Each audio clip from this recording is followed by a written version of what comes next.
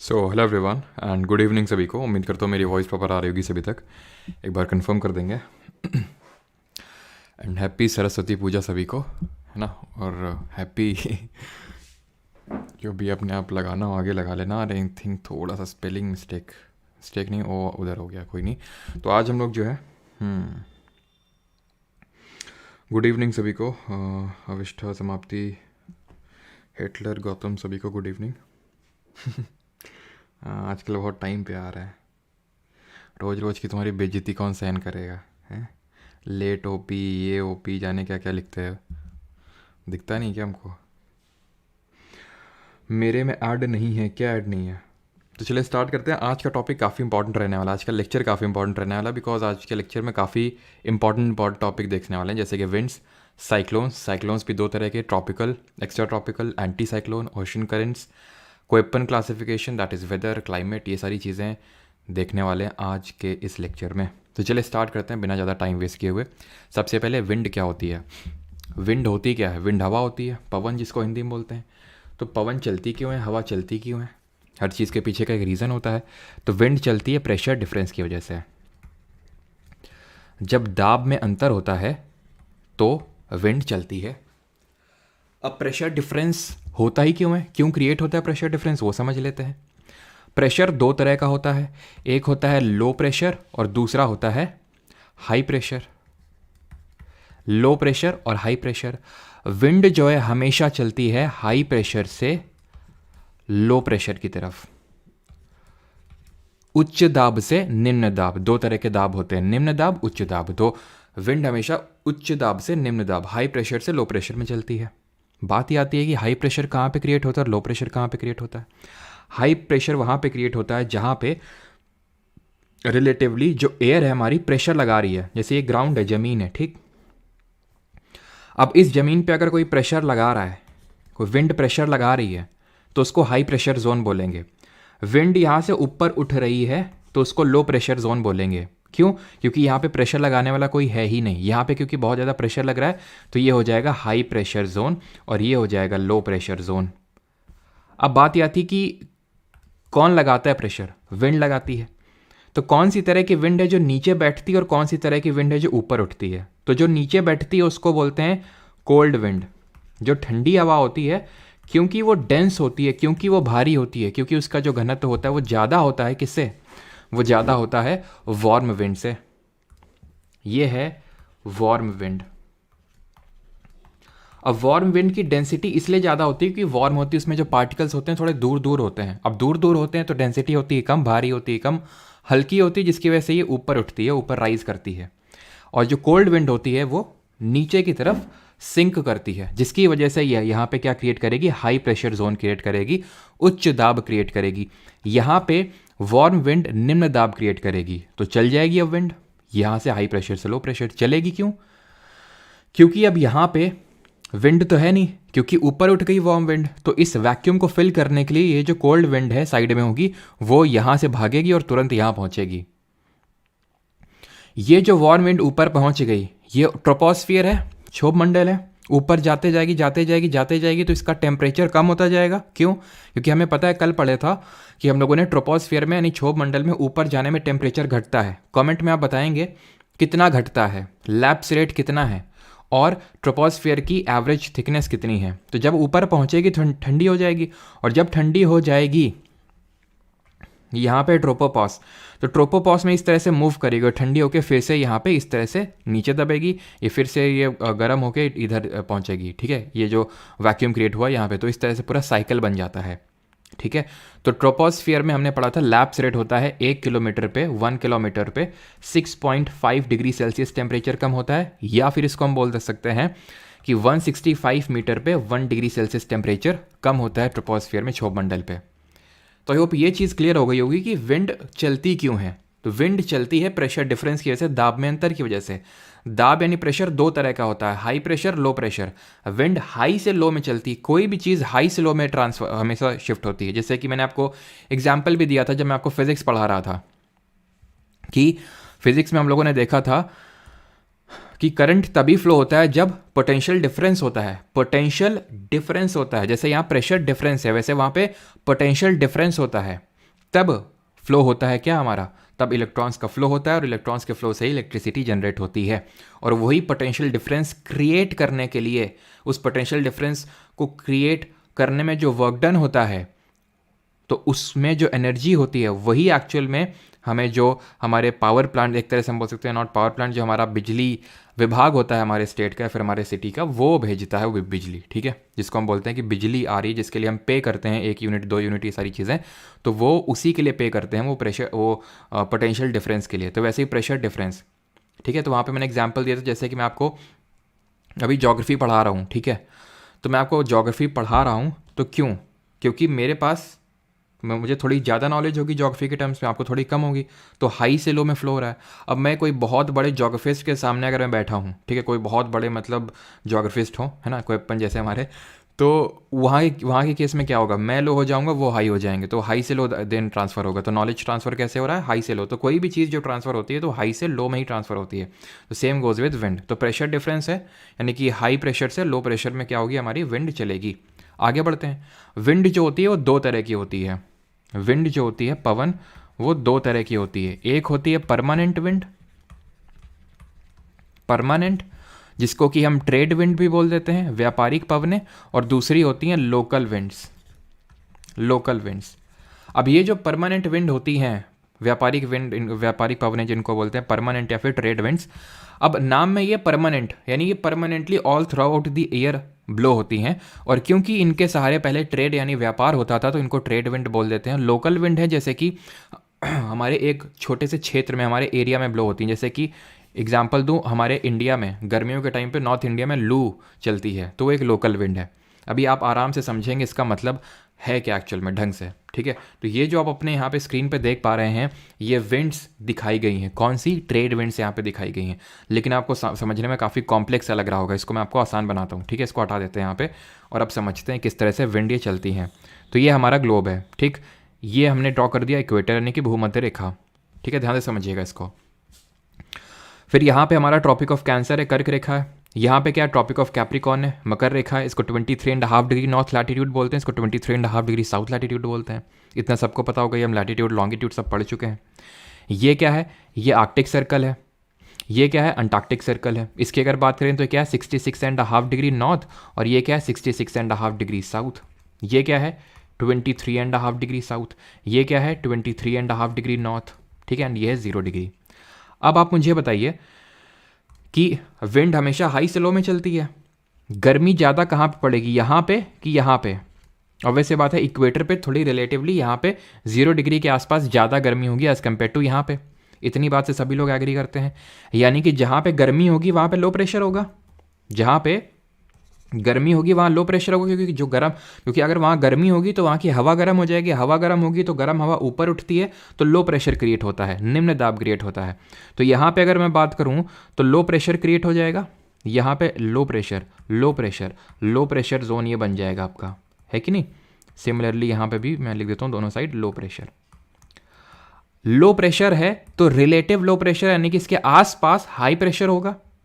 उच्च दाब, जब मैं बोलता हूं कि रिलेटिव, इसका मतलब क्या होता है, जैसे फॉर एग्जांपल मैं बोलता हूं मैं गरीब हूं, तो मैं गरीब किस सेंस में बोल रहा हूं खुद को। हो सकता है मेरे सामने मुकेश अंबानी खड़े हों तो मैं उनके सामने तो गरीब ही है, लेकिन हो सकता है कि कोई अगर मान लो कि जो मुझसे कम अर्न करता हो या फिर को मान लेते कोई भिखारी है, तो उसके सामने मैं इकोनॉमिकली अमीर हूँ, ठीक है। तो वो किसके सेंस में हम बात कर रहे हैं, आसपास कौन है, तो उसके सेंस में बोलते हैं कि लो प्रेशर या फिर हाई प्रेशर है, ठीक है। अब जैसे कि यहाँ पे लो प्रेशर है, फॉर एग्जांपल कहीं पे कोई ऐसा रीजन हो जहाँ पे और भी ज़्यादा गर्मी पड़ती हो, बहुत ज़्यादा गर्मी पड़े, इससे भी ज़्यादा, तो ये उस केस में हाई प्रेशर बन जाएगा। बट यहाँ पे हम जनरल सेंस से आप समझ रहे हैं कि भाई इक्वेटर के आसपास वाला जो रीजन है वो लो प्रेशर होगा, बहुत ज़्यादा खुद को कन्फ्यूज़ नहीं करना है, ठीक है। और यहाँ पर हाई प्रेशर होगा, यहाँ पर क्या होगा, हाई प्रेशर। हाई प्रेशर का मतलब है उच्च दाब, ठीक है, उच्च दाब होगा। सिमिलरली यहाँ पे भी हाई प्रेशर इसी तरह से होगा, high pressure, high pressure, high pressure, high pressure. तो विंड हमेशा चलती है हाई से लो, ठीक है। विंड चलती है हमेशा कहाँ से कहाँ, हाई से लो। इस तरह से विंड चलेगी, इस तरह से, इस तरह से, इस तरह से, इस तरह से। नीचे अगर सदर्न हेमिस्फीयर में आ जाए दक्षिणी गोलार्ध में, तो इस तरह से विंड चलेगी। Is that clear? किसी को यहाँ तक कोई डाउट नहीं होना चाहिए।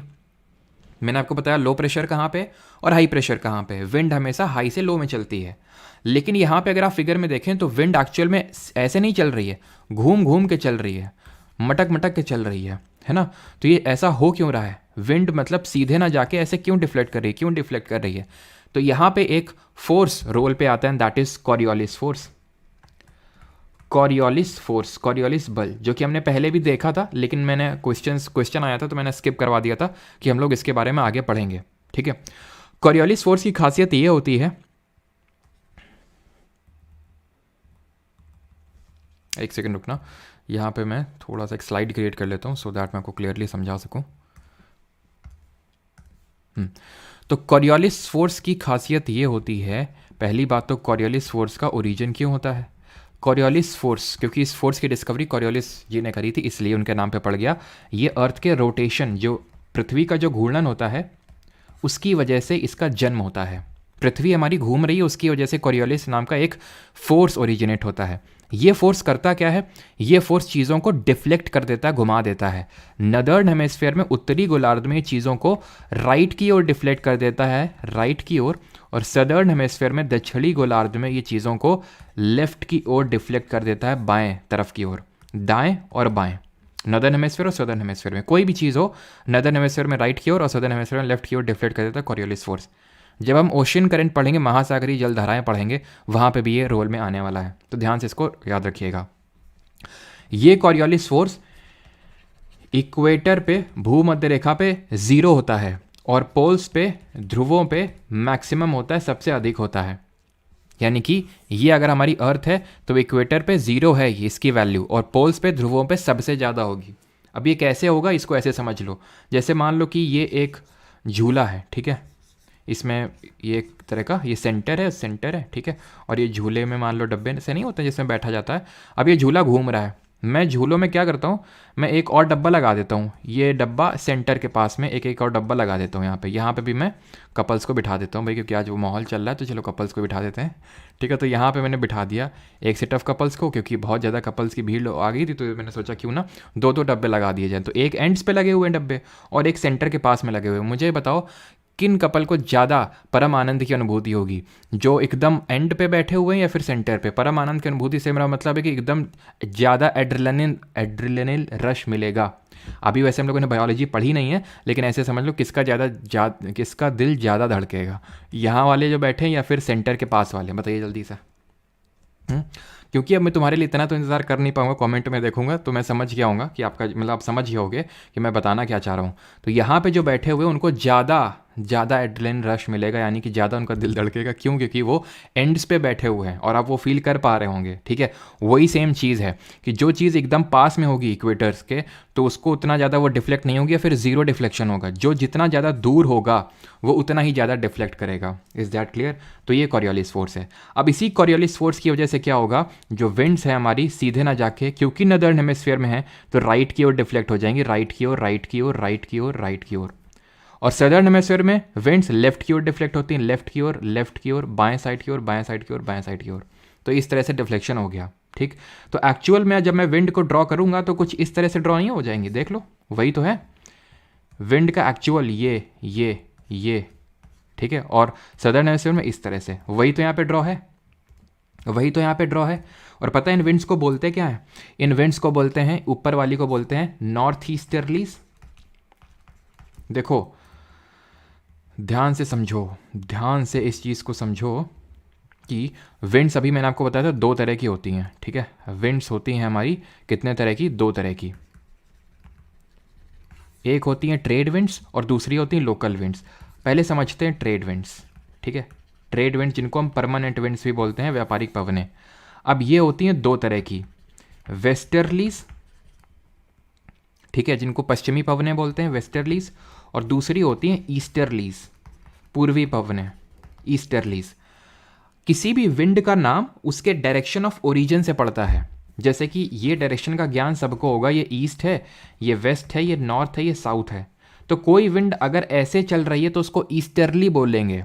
वो वेस्ट की तरफ चल रही है इसलिए उसको वेस्टर्ली नहीं बोलेंगे, क्योंकि वो ईस्ट से चल रही है इसलिए उसको ईस्टर्ली बोलेंगे। सिमिलरली अगर ऐसे चल रही है तो उसको वेस्टर्ली बोलेंगे, क्योंकि जो हमारी विंड है वो कुछ इस तरह से चल रही है। अगर आपने ध्यान से ऑब्जर्व किया हो, क्योंकि जो हमारी विंड है वो किस तरह से चल रही है, इस तरह से चल रही है। नदर्न हेमिस्फीयर में, सदर्न हेमिस्फीयर में इस तरह से चल रही है। ये कौन सा डायरेक्शन है? North east. ये कौन सा डायरेक्शन है? South east. इसीलिए इनको हम बोलते हैं नॉर्थ ईस्टर्लीज और इनको हम बोलते हैं साउथ ईस्टर्लीज। ठीक, क्लियर हो गया। और जहां पे ये दोनों मिलती हैं ना, जहां पे दोनों मिलती हैं, इसको बोलते हैं इंटर ट्रॉपिकल कॉन्वर्जेंस जोन, अंतर उष्णकटिबंधीय अभिसरण क्षेत्र हिंदी में बोलते हैं।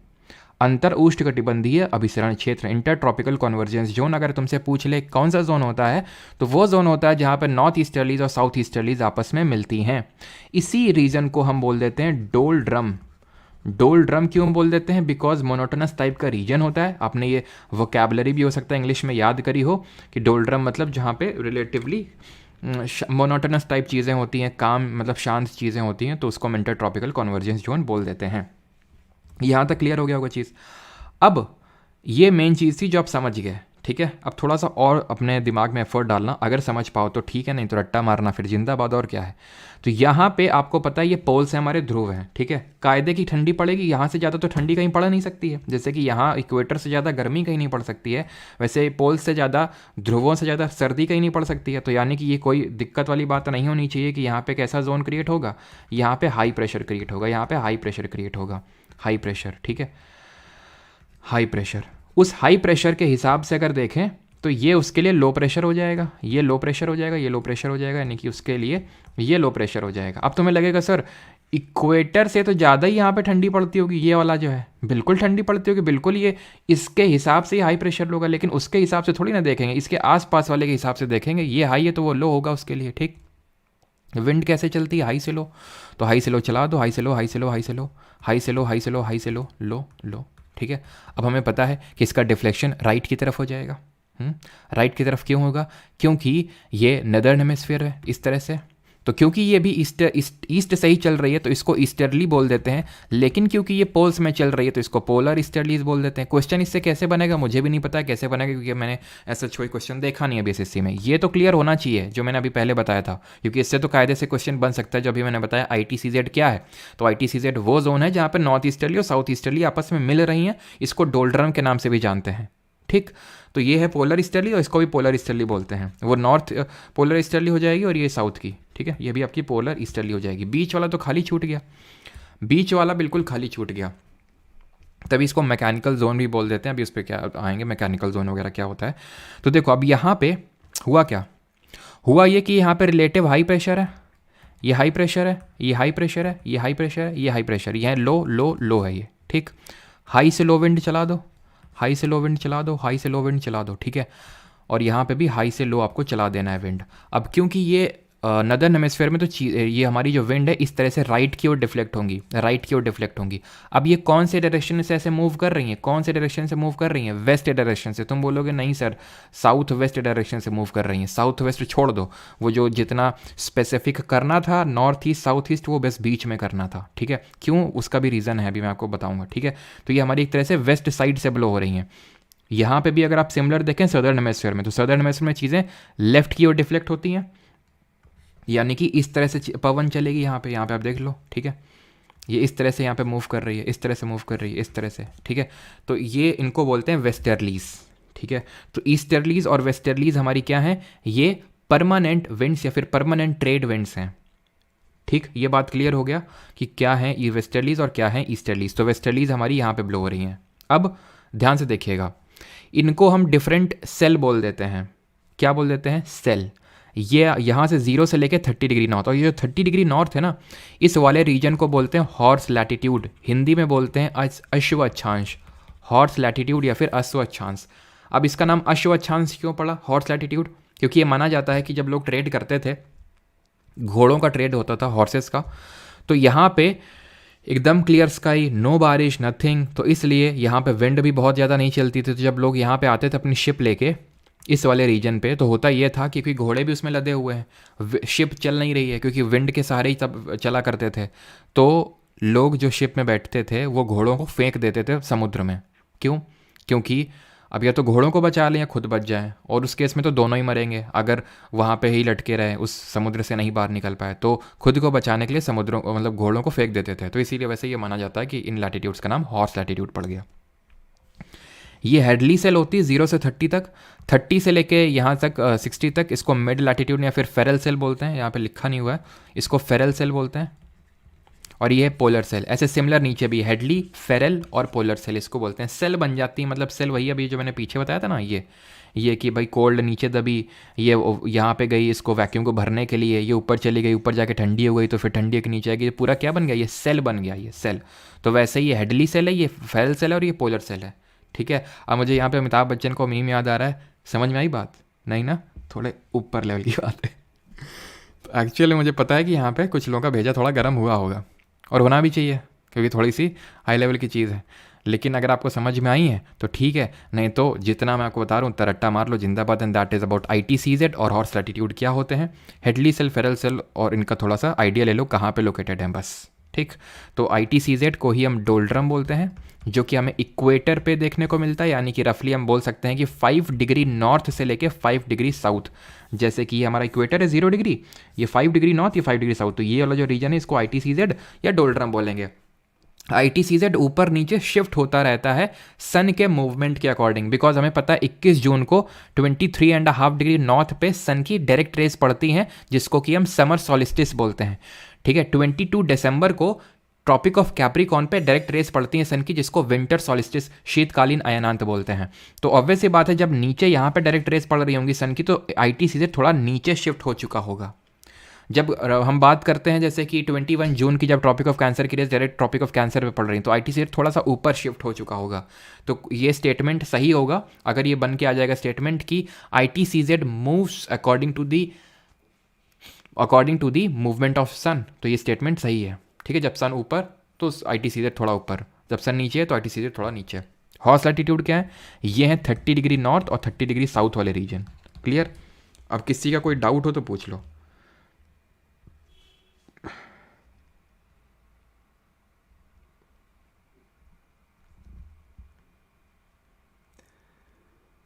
सर सामान लेके जा रहे थे कहीं का? तो आज मज़ा नहीं आ रहा है, तो यहाँ क्या मतलब तुमको नोरा फतेही की डांस वीडियोस दिखाने आते हैं हम रोज़ यहाँ पे, तो आज मज़ा नहीं आ रहा है, हैं? रोज़ मज़ा आएगा तुमको, कभी दिमाग पे थोड़ा लोड ही पड़ेगा। सर जेट स्ट्रीम्स कैसे आती हैं वो? बुलाई जाती हैं। अभी देखेंगे कैसे आती हैं वो भी जेट स्ट्रीम्स भी।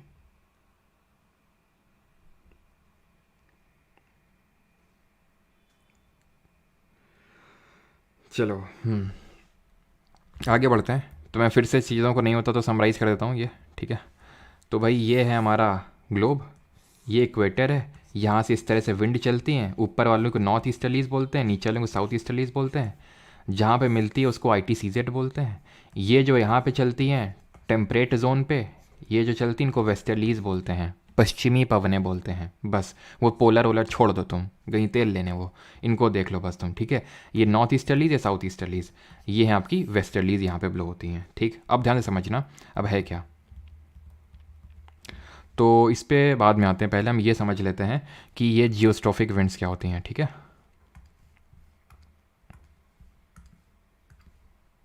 चलो तो ये समझ लेते हैं कि व्हाट आर जियोस्ट्रोफिक विंड्स।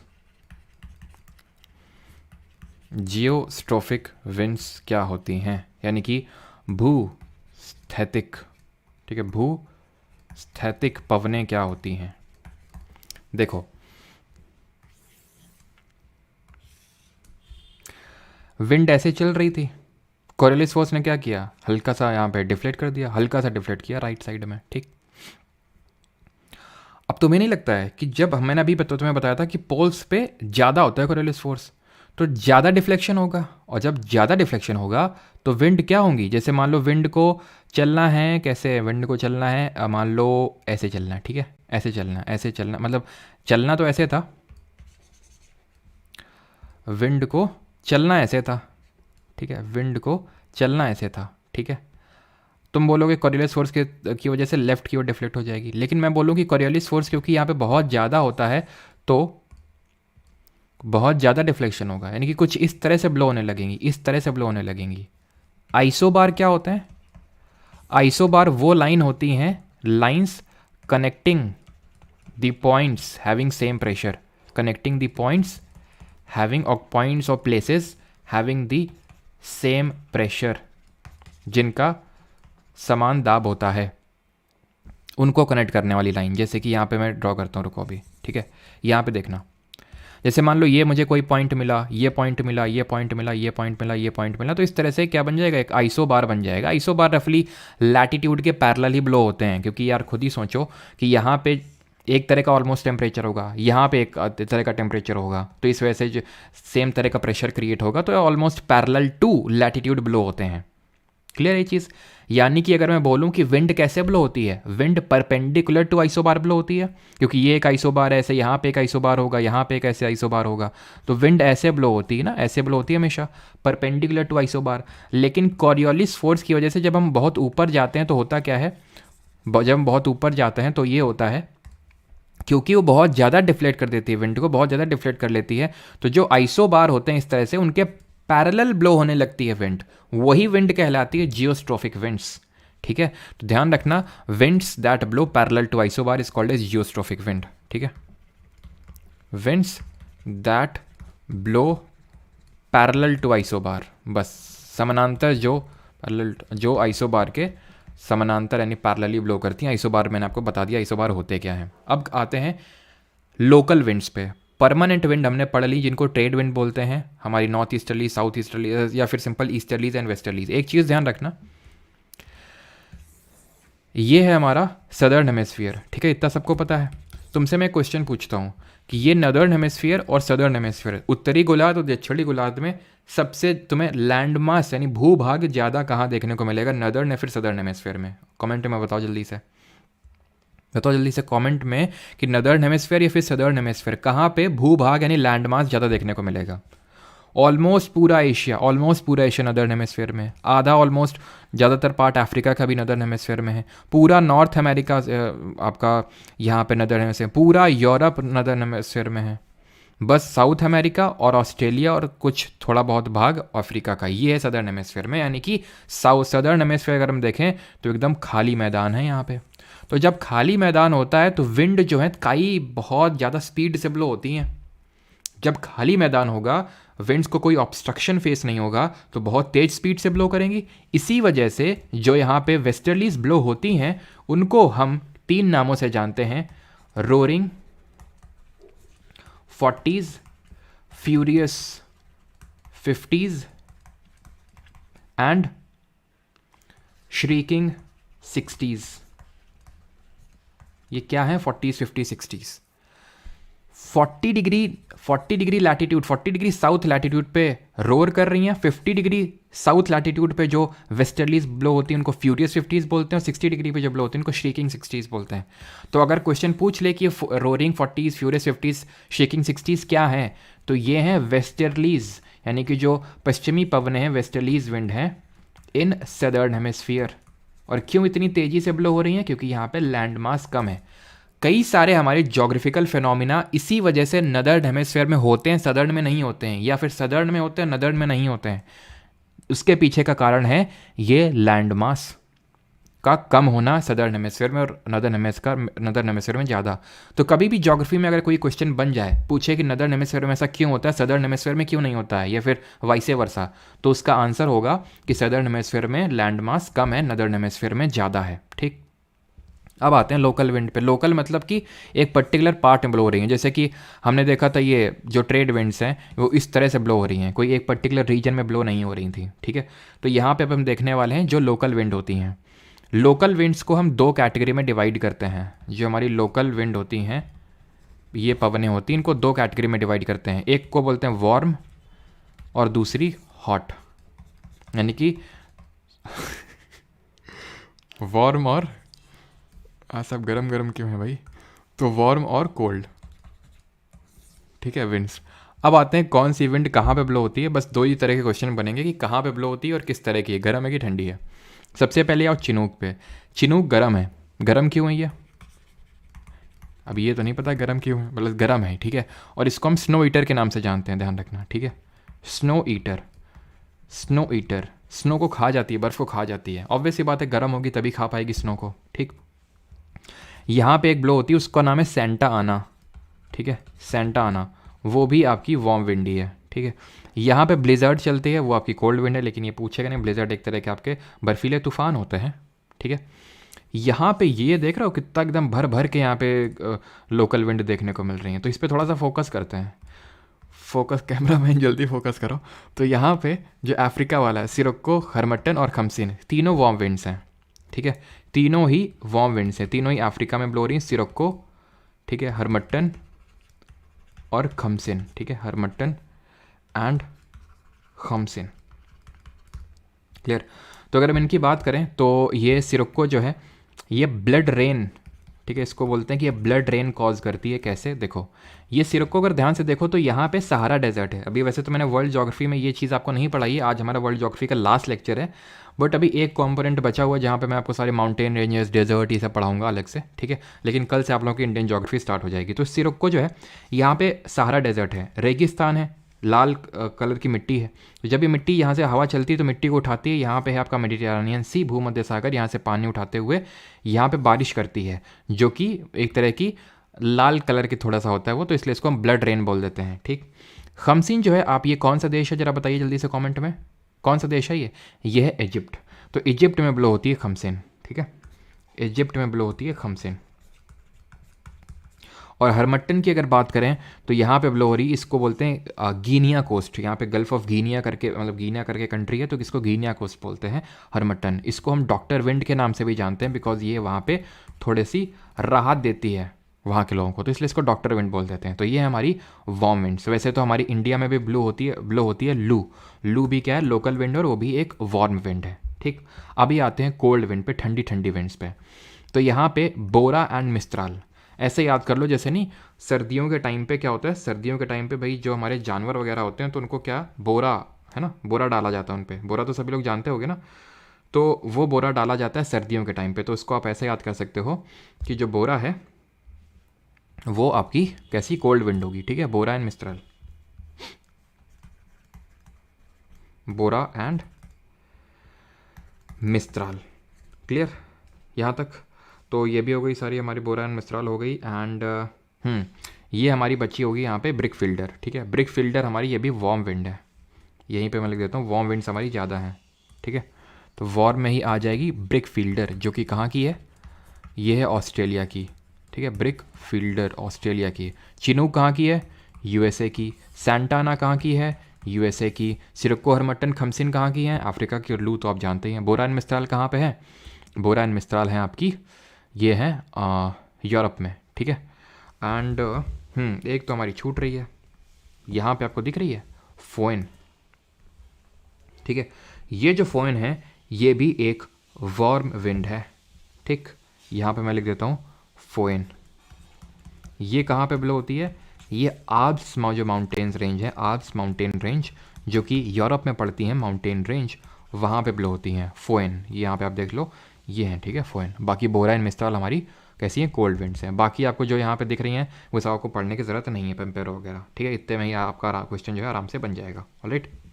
बाकी तो चलो अब यहाँ पे है तो ये भी लिख देते हैं, ये कोल्ड विंड है आपकी, ठीक है। पेम्पेरो कोल्ड विंड है जो कि साउथ अमेरिका में ब्लो होती है। बाकी तो ये बर्ग और हबूब और ये सदर्ली, कारबूरन, बूरन, ये सब देखने को ज़रूरत नहीं है, ठीक है। तो यहाँ पे हमारा खत्म होता है लोकल विंड भी। अब आते हैं third type of wind, permanent देख लिया, लोकल देख लिया। अब आते हैं लैंड ब्रीज और सी ब्रीज क्या होते हैं। लैंड ब्रीज और सी ब्रीज यानी कि जो ज़मीन से चलती हैं पवन और जो समुद्री पवनें होती हैं।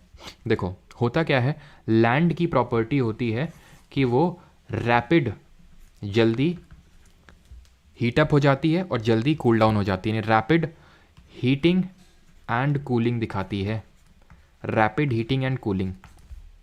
वहीं अगर हम बात करें जो वाटर होता है, वाटर की प्रॉपर्टी ये होता है कि स्लो हीटिंग एंड कूलिंग होती है, ठीक। अब तुम मुझे बताओ कि ये दिन का समय है, तुम भूल जाओ ये जो यहाँ पे एरो बने हुए, तुम एकदम उस पर फोकस मत करो अभी, ठीक है। कैमरा मैन तुम जल्दी यहाँ से पे फोकस करो, यहाँ पे, कि लैंड जो है, ज़मीन है, वो जल्दी गर्म होती है, दिन का समय है। इंसोलेशन तो बराबर रिसीव हो रहा होगा ना, इनकमिंग सोलर रेडिएशन जो है आतपन वो बराबर रिसीव हो रहा होगा। कौन जल्दी हीट अप हो जाएगा? अभी बताया लैंड, ये धीरे धीरे हीट अप होंगी। तो मुझे ये बताओ रिलेटिव लो और हाई प्रेशर कहाँ बनेगा? ये क्योंकि लैंड जल्दी हीट अप हो रही है तो जहाँ हीटिंग ज़्यादा होती है तो उसको हम लो प्रेशर बोलते हैं, और क्योंकि ये थोड़ा सा लेट हीट अप होगी तो इसके कंपैरिजन में ये हाई प्रेशर होगा। विंड क्या है? विंड कहाँ चलती है? हाई से लो। तो बस यहाँ से पवन उठेगी विंड, और यहाँ से विंड चलेगी। और विंड का नाम कैसे पड़ता है? जहाँ से वो चलना स्टार्ट करती है। तो that is why day time में चलेगी क्या? सी ब्रीज, ठंडी ठंडी sea breeze, cool sea breeze. ठीक है, तो यहाँ पे सी ब्रीज। तो जो कोस्टल इलाकों में जो लोग रहते हैं उनको गर्मियों में इस तरह से ठंडी ठंडी हवा देखने को मिलती है, महसूस करने को मिलती है। नाइट में क्या होगा? नाइट में तो टेरेस्ट्रियल रेडिएशन होता है। नाइट में वो जो यहाँ पे एक तरह से इंसोलेशन रिसीव किया था अर्थ सरफेस ने, फिर डिफरेंट सरफेसेस ने, बिकॉज हमने देखा था कि काफ़ी सारा पार्ट हमारा रिफ्लेक्ट हो जाता है, जिसको अल्बीडो बोलते हैं। हाईएस्ट अल्बीडो किसका होता है? कमेंट में बताइए। तो यहाँ पे अब जो इंसोलेशन रिसीव हुआ था अब वो रिफ्लेक्ट होगा। तो लैंड जितना जल्दी हीट होता है उतनी जल्दी कूल भी हो जाता है, उतनी जल्दी कूल भी होता है। और लैंड और जो सी होता है जितनी धीरे धीरे गर्म होता है उतनी धीरे धीरे ठंडा होता है। तो अब क्योंकि लैंड जल्दी से ठंडा हो जाएगा मतलब हाई प्रेशर, ये थोड़ा देर से ठंडा होगा, देर से ठंडा होगा मतलब लो प्रेशर। पवन चलेगी हाई से लो, यानी कि उच्च दाब से निम्न दाब, यानी कि हाई प्रेशर से लो प्रेशर विंड चलेगी। और क्योंकि ये लैंड से चल रही है तो इसलिए इसका नाम पड़ जाएगा लैंड ब्रीज। यहाँ पे तो लैंड ब्रीज कब चलती है? लैंड ब्रीज चलती है रात में, और सी ब्रीज कब चलती है? दिन में। सी ब्रीज कब चलती है? दिन में, यानी डे टाइम में। Is that correct? Is that clear? ठीक है, यहाँ तक क्लियर हो तो फिर आगे बढ़ें। ये क्या देख पा रहे हैं आप अपनी स्क्रीन पे? बताइए जल्दी से। अब हम लोग क्या पढ़ने वाले हैं, गेस करिए। किसी का कोई डाउट तो नहीं यहाँ तक? फ्रेशली प्रिपेयर्ड स्नो का सबसे ज़्यादा अल्बीडो होता है। 0.8 सबका सही है। ऋतुक, श्रेया, श्रद्धा सबका सही है। गौतम,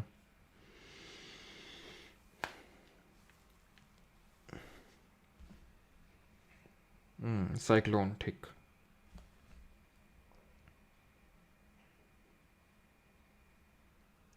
सिटीज़ में नहीं, भी जो कोस्टल इलाके होते हैं वहाँ पे देखने को मिलेगा, जहाँ पे सी होगा वहाँ पे। ठीक है, चलो तो अब पढ़ने वाले हैं साइक्लोन।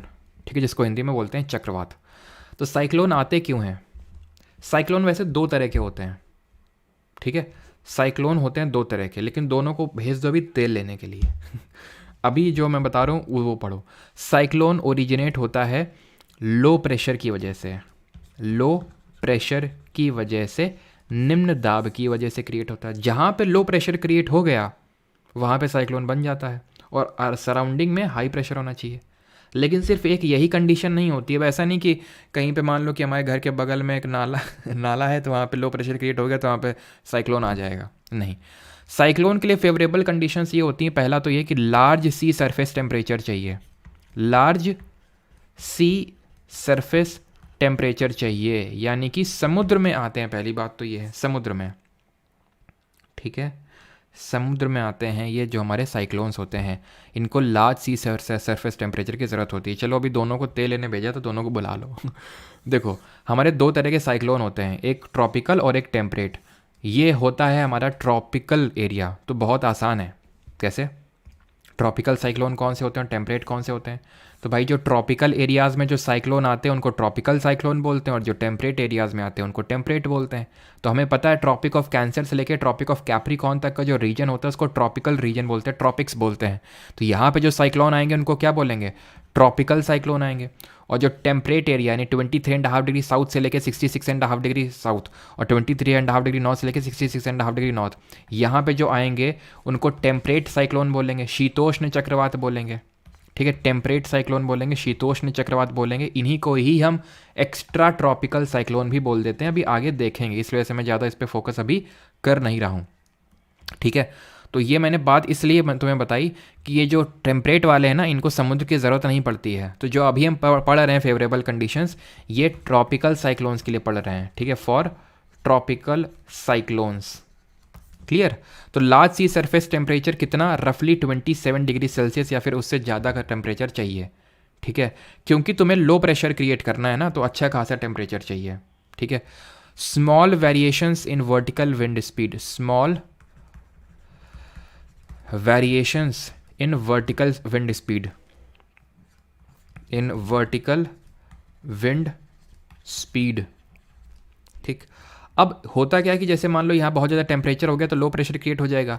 अब लो प्रेशर क्रिएट होगा तो क्योंकि हवा यहाँ पे उठ रही है ना, तो इसी वजह से तो लो प्रेशर क्रिएट हुआ है। तो लो प्रेशर क्योंकि क्रिएट हुआ है और क्योंकि समुद्र में, तो समुद्र में पानी लेके उठेंगी ये। तो ऐसा नहीं कि बहुत ज़्यादा वर्टिकली विंड चल रही हो, तो अगर वो चल रही होंगी तो वो डिस्टर्बेंस जब बहुत ज़्यादा क्रिएट कर देंगे उनके फॉर्मेशन में, तो वो बन नहीं पाएगा।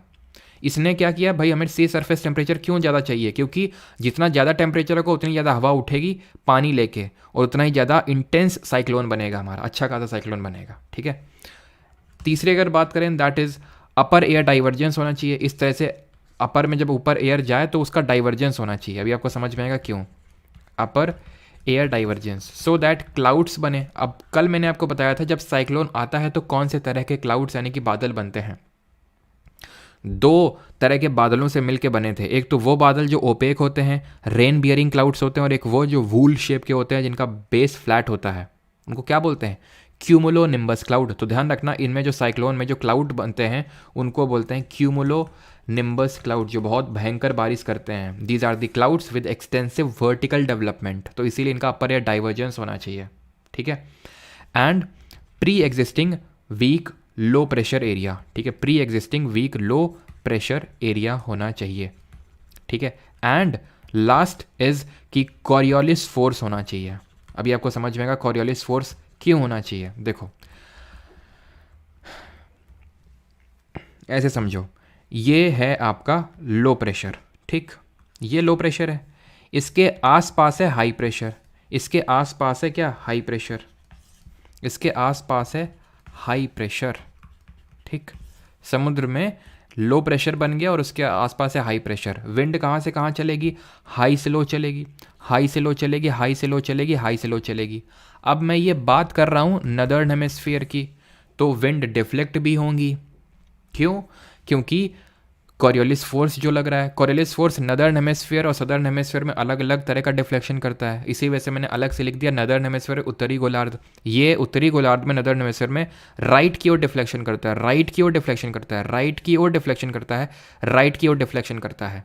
ठीक है, अब ये जो यहाँ से डिफ्लेक्ट हो रही हैं, ये यहाँ से डिफ्लेक्ट हो तो रही हैं, लेकिन क्योंकि यहाँ पे वैक्यूम क्रिएटेड है, क्योंकि यहाँ पे वैक्यूम क्रिएटेड एक तरह से लो प्रेशर की वजह से, क्योंकि अब यहाँ पे कुछ है नहीं, तो ये विंड्स इधर को मुड़ेंगी, ये विंड्स इधर को मुड़ेंगी, ये विंड्स इधर को मुड़ेंगी, ये विंड्स इधर को मुड़ेंगी, और ये चक्रवात बन गया ऐसे करके। ठीक है, वो अभी आपको दिखाऊंगा। तो ये किस तरह से घूमने लगी विंड्स, ये डायरेक्शन है घूमने का, आप नोटिस कर लो यहाँ पे, इस तरह से विंड घूम रही हैं इस तरह से, और ये कौन सा डायरेक्शन होता है, इसको बोलते हैं एंटी क्लॉकवाइज। तो इसी वजह से बोला जाता है कि जो साइक्लोन्स होते हैं, जो साइक्लोन्स होते हैं नदर्न हेमिस्फीयर में, उत्तरी गोलार्ध में एंटी क्लॉकवाइज घूमते हैं, और इसका उल्टा हो जाएगा दक्षिणी गोलार्ध में, सदर्न हेमिस्फीयर में, जहाँ ये क्लॉकवाइज घूमेंगे। देखो यहाँ पे घूम रहे हैं एंटी क्लॉकवाइज, यहाँ पे घूम रहे हैं इस तरह से एंटी क्लॉकवाइज। ये आपका इंडिया है, ये है आपका बे ऑफ बंगाल, ठीक है, बंगाली खाड़ी, ये इंडिया है, ये अरेबियन सी है। सी से मतलब नहीं कौन से सी में है, घूमेगा वो एंटी क्लॉकवाइज ही घूमेगा। ठीक, और जो सेंटर में ये है, ये वाला जो एरिया है, ठीक है, इसको बोलते हैं साइक्लोन की आंख, आई ऑफ साइक्लोन। ये बहुत ही काम रीजन होता है, काम रीजन होता है, नो क्लाउड्स, यहाँ बादल नहीं होते हैं, और इसके अराउंड कौन से बादल होते हैं, क्यूमुलोनिम्बस, बहुत भयंकर वाले बादल होते हैं। तो यहाँ पे तुम आई को देख पा रहे होगे, नोटिस क्लियरली, ये है जो, ये इसको बोलते हैं आई। ठीक है, यहाँ पे भी आप आई को क्लियरली देख पा रहे होंगे, ये है आई, ये सेंटर में देखो आई है, उसको बोलते हैं आई ऑफ साइक्लोन। यहाँ पे तभी, जैसे कि फॉर एग्जांपल ये जब साइक्लोन अंदर गया ना, तो जब ये आई वाला पार्ट पहुँचेगा कोस्ट में, तो उस समय बारिश रुक जाती है। तो जब साइक्लोन आता है तो बहुत भयंकर बारिश लेके आता है, क्योंकि ये पार्ट बादल हैं, ये बादल हैं। लेकिन जब आई पहुँचेगी वहाँ पे, तो थोड़े टाइम के लिए बारिश रुक जाएगी, क्योंकि उसके पास कोई क्लाउड नहीं है। ध्यान रखना, क्लाउड उसके अगल बगल बने हैं, अपर एयर डाइवर्जेंस की वजह से बने हैं।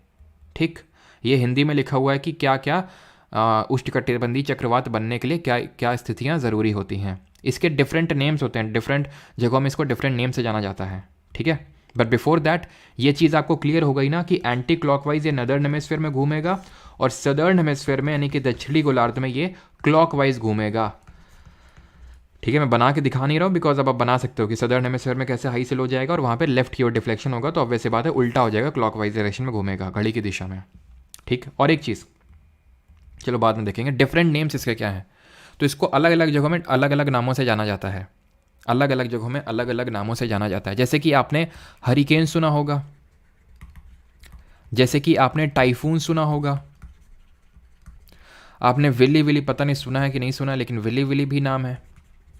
और साइक्लोन को साइक्लोन भी कुछ एरिया में बोलते हैं। ठीक, तो यहाँ पे अगर हम सबसे पहले बात करें हरिकेन, ये कहाँ पे बोला जाता है, तो जो हमारा अटलांटिक ओशन वाला जो रीजन है वहाँ पे साइक्लोन जो बनते हैं उनको हम बोलते हैं क्या, उनको हम बोलते हैं हरिकेन के नाम से। वो लोग वहाँ पे नामकरण किए हुए हैं, है साइक्लोन ही, बस हरिकेन बोल देते हैं।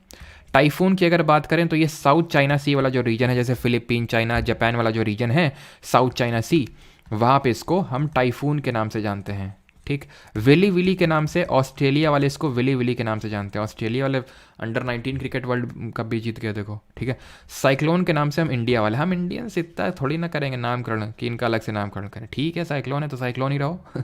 ठीक है, यहाँ पे अगर हम बात करें क्या, एक क्वेश्चन जो एसएससी में तो अभी तक आई थिंक पूछा नहीं है लेकिन पूछ सकता है, ठीक है, बाकी एग्जाम में बनता है, एंड दैट इज़, ये मैंने दो पिक्चर्स ऐसे नहीं लगाई हैं, वो जानबूझ के मैंने यहाँ पे लगाई हैं। ये है बे ऑफ बंगाल जहाँ पे साइक्लोन ओरिजिन हो रहा है, और ये है अरेबियन सी। इतना तो सबको पता होगा ना, ये अरेबियन सी है, ये अरब सागर है, अरेबियन सी है ये। और ये क्या है, ये है बंगाल की खाड़ी, ये है बे ऑफ बंगाल। क्वेश्चन ये बन सकता है कि बंगाल की खाड़ी में क्यों ज़्यादा चक्रवात आते हैं, क्यों ज़्यादा साइक्लोन आते हैं अरब सागर के कंपैरिजन में, क्यों ज़्यादा चक्रवात आते हैं। कारण इसका ये है, पहला कारण तो ये कि क्योंकि ज़्यादातर जो हमारी नदियां हैं वो पूर्व की ओर बहती हैं और बे ऑफ बंगाल में जाके गिरती हैं, तो उसकी वजह से फ्रेश वाटर इन्फ्लक्स होता है यहाँ पे, जिसकी वजह से ऐसी कंडीशंस बन जाती हैं। सिर्फ यही कंडीशन नहीं होती, सिर्फ यही कारण नहीं है, सिर्फ यही कारण नहीं है, क्योंकि इसको यहाँ पे बहुत ज़्यादा एरिया मिलता है, यहाँ पे उतना ज़्यादा इसको एरिया नहीं मिलता बिकॉज लैंड मास यहाँ पे थोड़ा सा ज़्यादा है, इसलिए दूसरा कारण। तीसरा कारण ये है कि जो साइक्लोन होते हैं वो ईस्ट टू वेस्ट मूव करते हैं, ऐसे चलते हैं साइक्लोन, ऐसे तुम्हें याद दिख रहा होगा, ऐसे चल रहा है।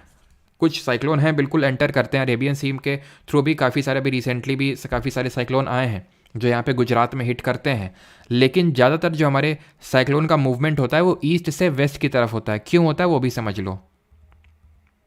देखो यहाँ पे आओ, साइक्लोन जो यहाँ पे बनेगा, जो साइक्लोन यहाँ पे बनेगा, जो साइक्लोन यहाँ पे बनेगा, उसको ये जो नॉर्थ ईस्टर्लीज हैं या फिर साउथ, मान लो यहाँ बन रहा है, तो ये कहाँ से कहाँ ले के चलेंगी, बोलेंगी चलो वेस्ट की तरफ, तो इसीलिए साइक्लोन ईस्ट से वेस्ट में चलता है। क्यों, क्योंकि नॉर्थ ईस्टर्लीज ईस्ट से वेस्ट में भाग रही हैं, इसलिए तो उस साइक्लोन को भी ईस्ट से वेस्ट में लेके चलती हैं।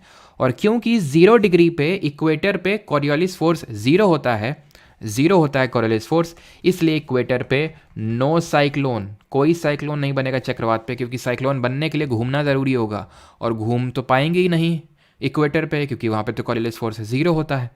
ठीक, क्लियर हो गया। तो आगे बढ़ते हैं अभी। तो एक बड़ा फैक्टर जो इसके लिए रिस्पॉन्सिबल है कि क्यों बंगाली खाड़ी में ज़्यादा साइक्लोन आते हैं, तो क्योंकि हमारी ज़्यादातर नदियाँ, हम कल से जब इंडियन ज्योग्राफी स्टार्ट करेंगे तो वहाँ पे पढ़ेंगे रिवर्स वाले टॉपिक में, कि ज़्यादातर हमारी नदियाँ पूर्व की तरफ बह के बंगाल की खाड़ी में गिरती हैं। ठीक है, आगे बढ़ते हैं और देखते हैं एक्स्ट्रा ट्रॉपिकल साइक्लोन, जिनको कि हम टेम्परेट साइक्लोन के नाम से भी जानते हैं, यानी कि जो हमारे शीतोष्ण कटिबंध के जो हमारे चक्रवात होते हैं, टेम्परेट साइक्लोन्स। अब क्योंकि ये साइक्लोन्स हैं तो ये भी लो प्रेशर के अराउंड ही बनेंगे, लेकिन बनने का तरीका थोड़ा कैजुअल है। क्यों कैजुअल है, क्योंकि एक्स्ट्रा ट्रॉपिकल जो साइक्लोन बनते हैं, पहली बात तो ये टेम्परेट एरिया में बनेंगे, ये बनते हैं लार्ज सी सरफेस टेम्परेचर की वजह से नहीं, ये बनते हैं फ्रंटोजेनेसिस की वजह से। फ्रंटोजेनेसिस, हाँ फ्रंटोजेनेसिस, ये क्या होता है, ये होता है जब फ्रंट्स का फॉर्मेशन होता है। फ्रंट्स, ये क्या होता है, हाँ फ्रंट्स, अब इसको बताते हैं फ्रंट्स होता है क्या। तो फ्रंट्स बनते हैं जब दो अलग अलग स्वभाव वाली वायु मिलती हैं आपस में, जैसे कि ये है हमारा ग्लोब। ठीक है, अब हमें पता है इक्वेटर से कौन सी जाएंगी, वार्म विंड जाएंगी, ठीक है, और ऊपर से कोल्ड विंड आएंगी, यहाँ से ठंडी ठंडी विंड आएंगी। तो ये दोनों यहाँ से गई, ये यहाँ से आई, ठीक है। तो ये विंड जब वार्म विंड पहुँचती है, बोलती है कोल्ड विंड से और लड़ लो। कोल्ड विंड बोलती ज़्यादा गर्मी चढ़ी क्या है, अभी तुम्हारी गर्मी शांत करते हैं, बस हो जाती लड़ाई इनकी। और जब लड़ाई होती तो घर घर घर घर ऐसे करके घूमने लगती हैं, बस बन जाता है साइक्लोन। ये जहाँ पे भी cold air mass warm air mass से मीट करता है, वहाँ पे फ्रंट बन जाता है, इसी को बोलते हैं फ्रंटोजेनेसिस।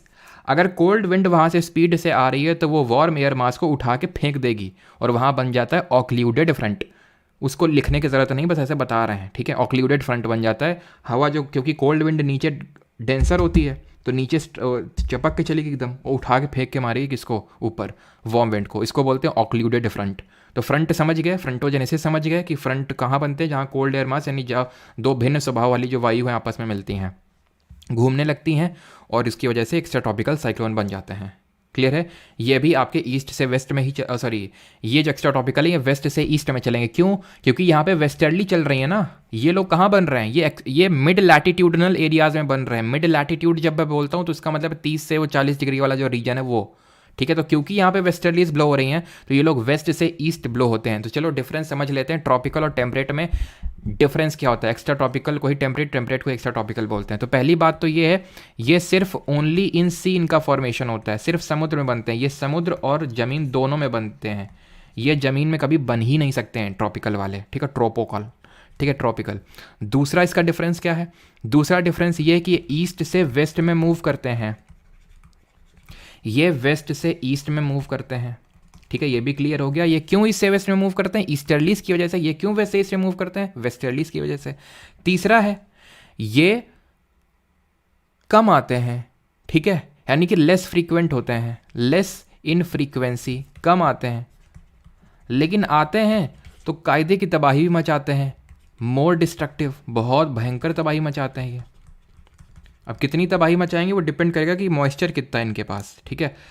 तो यहाँ पे ये ज़्यादा आते हैं, मोर इन फ्रीक्वेंसी होते हैं, अक्सर आते हैं। लेकिन क्योंकि जिसको अक्सर गुस्सा आता है उसका गुस्सा कोई ज़्यादा खास गुस्सा होता नहीं है, यानी कि लेस डिस्ट्रक्टिव। जिसको कम गुस्सा आता है, भयंकर गुस्सा आता है फिर उसको जब भी आता है ना।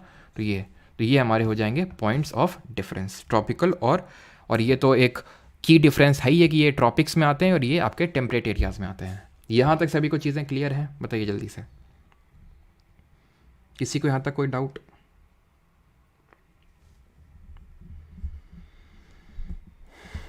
कोई बीके अली होगा जो आज वैलेंटाइन डे सेलिब्रेट किया। समझ सकते हैं बेटा तुम्हारा दर्द।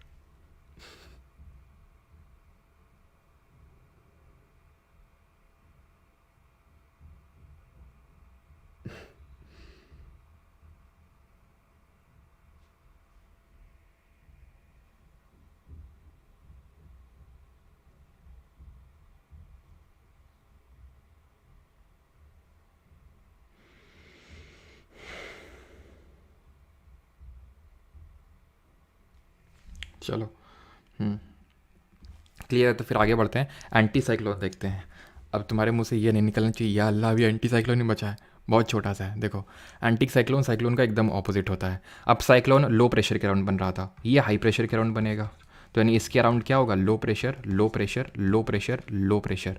यानी विंड चलेगी सेंटर, यानी केंद्र से परिधि की ओर, केंद्र से परिधि की ओर, सेंटर से बाहर की ओर निकलेगी। वहाँ पे क्या हो रहा था, लो प्रेशर अंदर था ना, तो परिधि से केंद्र की ओर चल रही थी। यहाँ पे केंद्र से परिधि की ओर, यानी कि सेंटर से बाहर निकलेगी। अब क्योंकि ये मान लो कि नदर्न हेमिस्फीयर है, नदर्न हेमिस्फीयर का केस ले लेते हैं, तो विंड राइट की ओर डिफ्लेक्ट होगी, विंड राइट की ओर डिफ्लेक्ट होगी, विंड राइट की ओर डिफ्लेक्ट होगी, विंड राइट की ओर डिफ्लेक्ट होगी। ये कैसा घुमाव है, ये क्लॉकवाइज घुमाव है ये, ठीक है, घड़ी की दिशा में। तो इसीलिए जो एंटी साइक्लोन होगा वो नदर्न हेमिस्फीयर में, इसको हिंदी में क्या बोलेंगे, हिंदी में इसको क्या बोलेंगे जल्दी से बताओ, प्रति चक्रवात बोल देंगे इसको, ठीक है, प्रति चक्रवात। तो नदर्न हेमिस्फीयर में क्लॉकवाइज घूमेगा, सदर्न हेमिस्फीयर में, दक्षिणी गोलार्ध में ये एंटी क्लॉकवाइज घूमेगा। अब मुझे पता तुम्हारा भेजा ख़राब हो रहा होगा, अभी रुक जाओ, ठीक है, तुम्हें भेजे को सही कर देते हैं। एक बस तुम एक याद कर लो, तुम ये याद कर लो कि जो साइक्लोन होता है, साइक्लोन वो नदर्न हेमिस्फीयर में, तुम सीधे रट्टा मार लो। वैसे तो मैंने तुम्हें समझा भी दिया था इसे बना के, लेकिन तुमसे समझ नहीं आ रहा, या फिर तुम अगर भूल गए तो उस केस के लिए मैंने बना के यहाँ पर लिख दिया, सो दैट आप बना के वहाँ देख लो। नदर्न हेमिस्फीयर में ये एंटी क्लॉकवाइज घूमता है, एंटी क्लॉकवाइज, बस ख़त्म मामला। तो सदर्न हेमिस्फीयर में कैसा घूमेगा, क्लॉकवाइज घूमेगा। एंटी साइक्लोन पे अगर आते हैं, एंटी साइक्लोन, क्योंकि नाम में साइक्लोन के आगे एंटी लग गया तो इसका उल्टा हो जाएगा। यानी नदर्न हेमिस्फीयर में ये, अगर ये एंटी क्लॉक है तो ये क्लॉक हो जाएगा, और क्योंकि ये नदर्न हेमिस्फीयर में क्लॉक है तो नीचे एंटी क्लॉक हो जाएगा, ख़त्म, सिंपल, ठीक है। एक बस याद कर लो, चारों याद हो जाएंगे आपको, ठीक है, अब आते हैं वेदर वर्सेस क्लाइमेट कि वेदर और क्लाइमेट में क्या डिफरेंस होता है। तो वेदर और क्लाइमेट में अगर हम डिफरेंस की बात करें तो वेदर होता है short term changes in atmospheric circulation हम बोल सकते हैं, और ये होते हैं क्लाइमेट की बात करें लॉन्ग टर्म चेंजेस। ठीक है, एकदम सिंपल टर्म से मीनिंग समझो कि फॉर एग्जांपल आज मान लेते हैं कि आपकी सिटी में बारिश हो रही है जोर की, ठीक है, आप रहते हैं राजस्थान में, पता चला आपके यहाँ पे बारिश हो रही है बहुत ज़्यादा, और मैंने बोल दिया कि आपके यहाँ पे मैं आया, ठीक है, और मैंने बोल दिया यार यहाँ पे तो बड़ा रेनी सीज़न है, तुम तो बहुत यहाँ पे के जो छत होने चाहिए वो तो इस तरह से होनी चाहिए, या तो यहाँ पे तो बहुत बारिश होती है, तो यहाँ पे रेनी मतलब बहुत, यहाँ का क्लाइमेट रेनी है। तो क्या ये बोलना सही होगा? नहीं, गलत होगा ये बोलना। क्यों? क्योंकि वो आपको भी पता है कि वो आज बारिश हो रही है, वैसे तो यहाँ पे चमक के धूप पड़ती है और उतनी ज़्यादा बारिश नहीं होती है।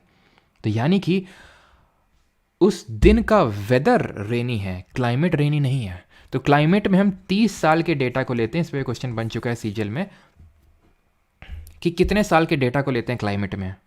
तो क्लाइमेट में 30 साल के डेटा को लेते हैं ये कैलकुलेट करने के लिए, फिर ये बताने के लिए कि किसी पर्टिकुलर रीजन का क्लाइमेट कैसा होगा। सर वो मैं लास्ट में आंसर कर दूंगा, ठीक है, इस तरह के टॉपिक से रिलेटेड हुआ करे कुछ तो वो बताया करो, ठीक। तो 30 साल के डेटा को लेते हैं क्लाइमेट में, उसको हम बोलते हैं क्लाइमेट, सिंपल, ठीक है। जो एटमॉस्फेरिक चेंजेस होते हैं एटमॉस्फेयर में, वो 30 साल के डेटा को कैलकुलेट करेंगे। जैसे फॉर एग्जांपल हमने देखा 30 साल में बैंगलोर में खूब ठीक ठाक बारिश हो रही है, तो हमने बोल दिया कि हाँ ठीक है, यहाँ का नॉर्मल क्लाइमेट है, यहाँ पे एक्सट्रीम ऑफ टेम्परेचर देखने को नहीं मिलता है। एग्जैक्टली, यहाँ तक आपको चीज़ें क्लियर हो गई होंगी कि ये होती क्या है, ठीक। अब बढ़ते हैं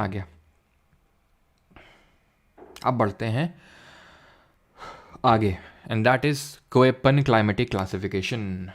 कोएपन करके हमारे एक साइंटिस्ट हुए, सर नॉट साइंटिस्ट, आप जोग्राफिस्ट बोल सकते हैं, जिन्होंने पूरे वर्ल्ड को 5 डिफरेंट क्लाइमेटिक जोन्स में बांट दिया इन 1918 में 1918 में इन्होंने क्या किया, इन्होंने एम्पेरिकल क्लाइमेटिक क्लासिफिकेशन दिया। क्या दिया इन्होंने? एम्पेरिकल क्लाइमेटिक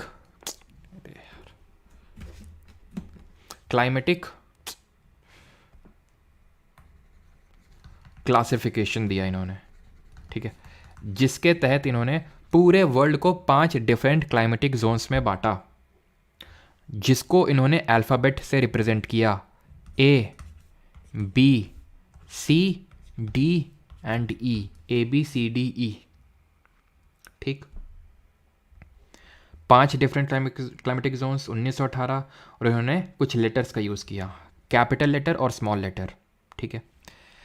ए का मतलब होता है ट्रॉपिकल, यानी जहाँ जहाँ पे ट्रॉपिक्स वाला रीजन है, Tropic of Cancer, Tropic of Capricorn, तो वहाँ हम कैपिटल लेटर ए का यूज़ करेंगे, ट्रॉपिकल, ठीक। ये होता है वार्म टेम्परेट, वार्म टेम्परेट का मतलब ये इक्वेटर है, ये ट्रॉपिक ऑफ कैंसर है, बिल्कुल है, गर्मी दबा के पड़ रही होगी, ठीक है। ये है आर्कटिक सर्कल, यह एंटार्क्टिक सर्कल, ये शीतोष्ण क्षेत्र है, टेम्परेट एरिया है। लेकिन यहाँ जितनी सर्दी पड़ रही होगी, ध्यान से देखना, यहाँ जितनी सर्दी पड़ रही होगी, क्या ट्रॉपिक्स के ऊपर, जस्ट ऊपर, जैसे कि इंडिया जो है, बीचों बीच इंडिया से ट्रॉपिक ऑफ कैंसर गुजरती है, करके रेखा गुजरती है, ठीक है। तो इसके नीचे वाला रीजन ट्रॉपिकल और इसके नीचे ऊपर वाला टेम्परेट। तो भैया ऐसा तो है नहीं कि जैसे तुम इसको क्रॉस करो यहाँ बर्फबारी पड़ने लगती है और यहाँ धूप पड़ रही है बहुत ज़्यादा, ऐसा तो होता नहीं है, ठीक है। उसके पीछे तो हमारे हिमालय भी एक रोल प्ले करते हैं, लेकिन इसका मतलब ये है कि ऐसा नहीं कि एकदम कोई लाइन है, बस लाइन के इधर खूब जोर की बर्फ़ और यहाँ पे खूब जोर की, क्योंकि हमें पता है इमेजिनरी लाइन सही है, ठीक है। तो इसको बोल देते हैं वार्म टेम्परेट, जो ट्रॉपिक्स के जस्ट ऊपर और जस्ट नीचे है, और जो दूर में यानी कि आर्कटिक के पास, उसको हम कोल्ड टेम्परेट बोल देते हैं। तो ये सी का मतलब है कि ये मतलब ट्रॉपिक ऑफ कैंसर के जस्ट ऊपर या फिर ट्रॉपिक ऑफ कैप्रिकॉर्न के जस्ट नीचे, तो इसको हम वार्म टेम्परेट बोल देते हैं, क्लासीफाई करने के लिए टेम्परेट रीजन्स को 2 पार्ट में, ठीक है। तो ये भी आप समझ गए कि टेम्परेट ये हो गया, ठीक है। डी होता है cold snow forest type, cold snow forest, अभी मैं हिंदी में भी दिखा दूंगा, कोल्ड स्नो फॉरेस्ट टाइप। और ई होता है पोलर टाइप, यानी कि बहुत भयंकर ठंडी, जैसे पोल्स में ठंडी पड़ती है।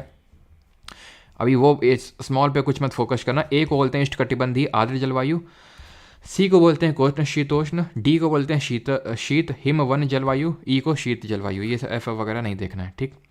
अब तुम एक चीज़ को नोटिस करो, यहाँ पे एक बेचारा वेट कर रहा है कि हमारी बारी कब आएगी। वो कौन है? वो बी है। ये बारी का इंतज़ार क्यों कर रहा है?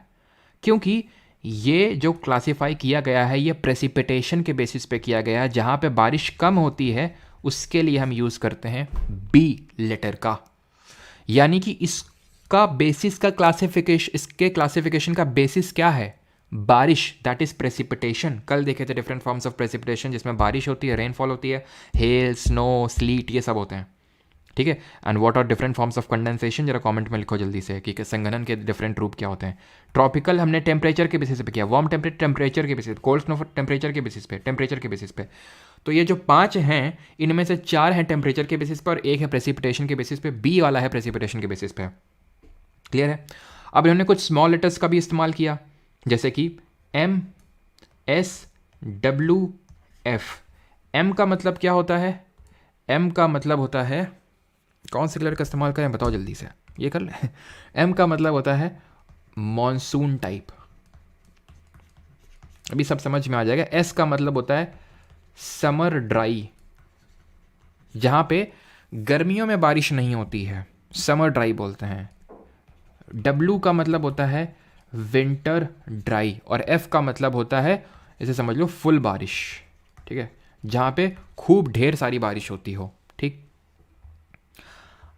एक बस पॉइंट और समझ लो, एंड दैट इज कि स्मॉल डब्ल्यू और कैपिटल डब्ल्यू में अंतर होता है। स्मॉल डब्ल्यू तो विंटर ड्राई दिखाता है, कैपिटल डब्ल्यू डेजर्ट को दिखाता है, रेगिस्तान को दिखाता है, ठीक है। ये विंटर ड्राई को स्मॉल डब्ल्यू और ये कैपिटल डब्ल्यू डेजर्ट को दिखाता है। अब आ जाओ यहाँ पे जल्दी से भाग के, ठीक है।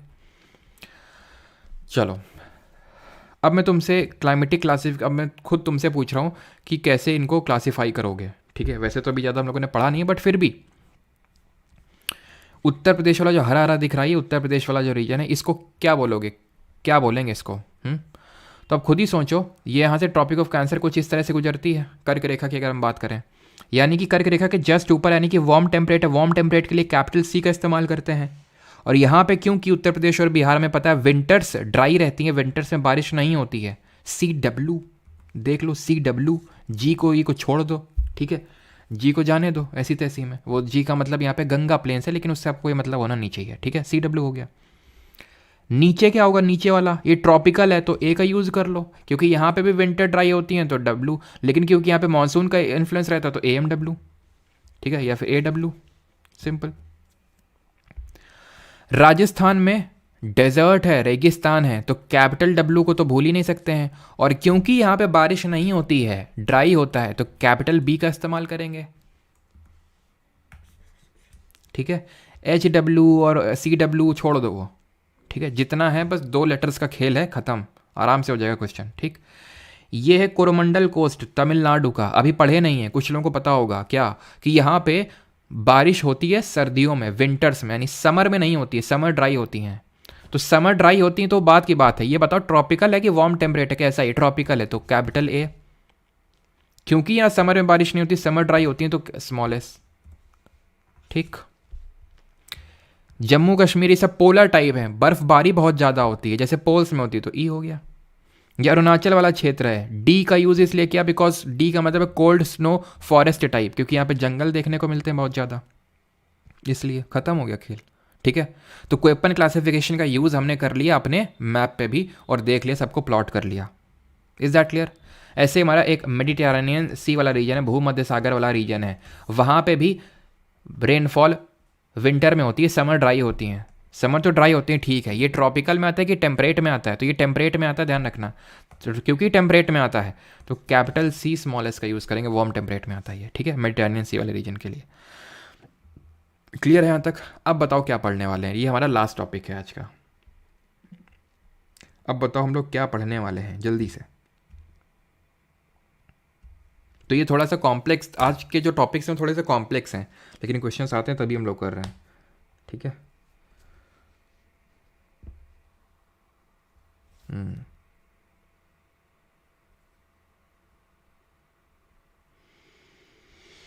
कुछ लोगों को कमेंट में कुछ और ही चल रहा होता है ना।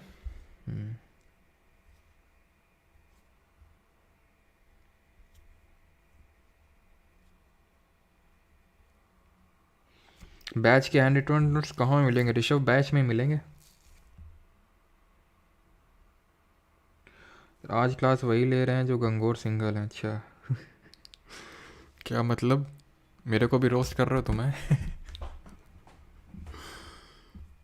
चलो फिर आगे बढ़ते हैं ओशन करेंट्स में। दुख, दर्द, पीड़ा, है ना। खैर,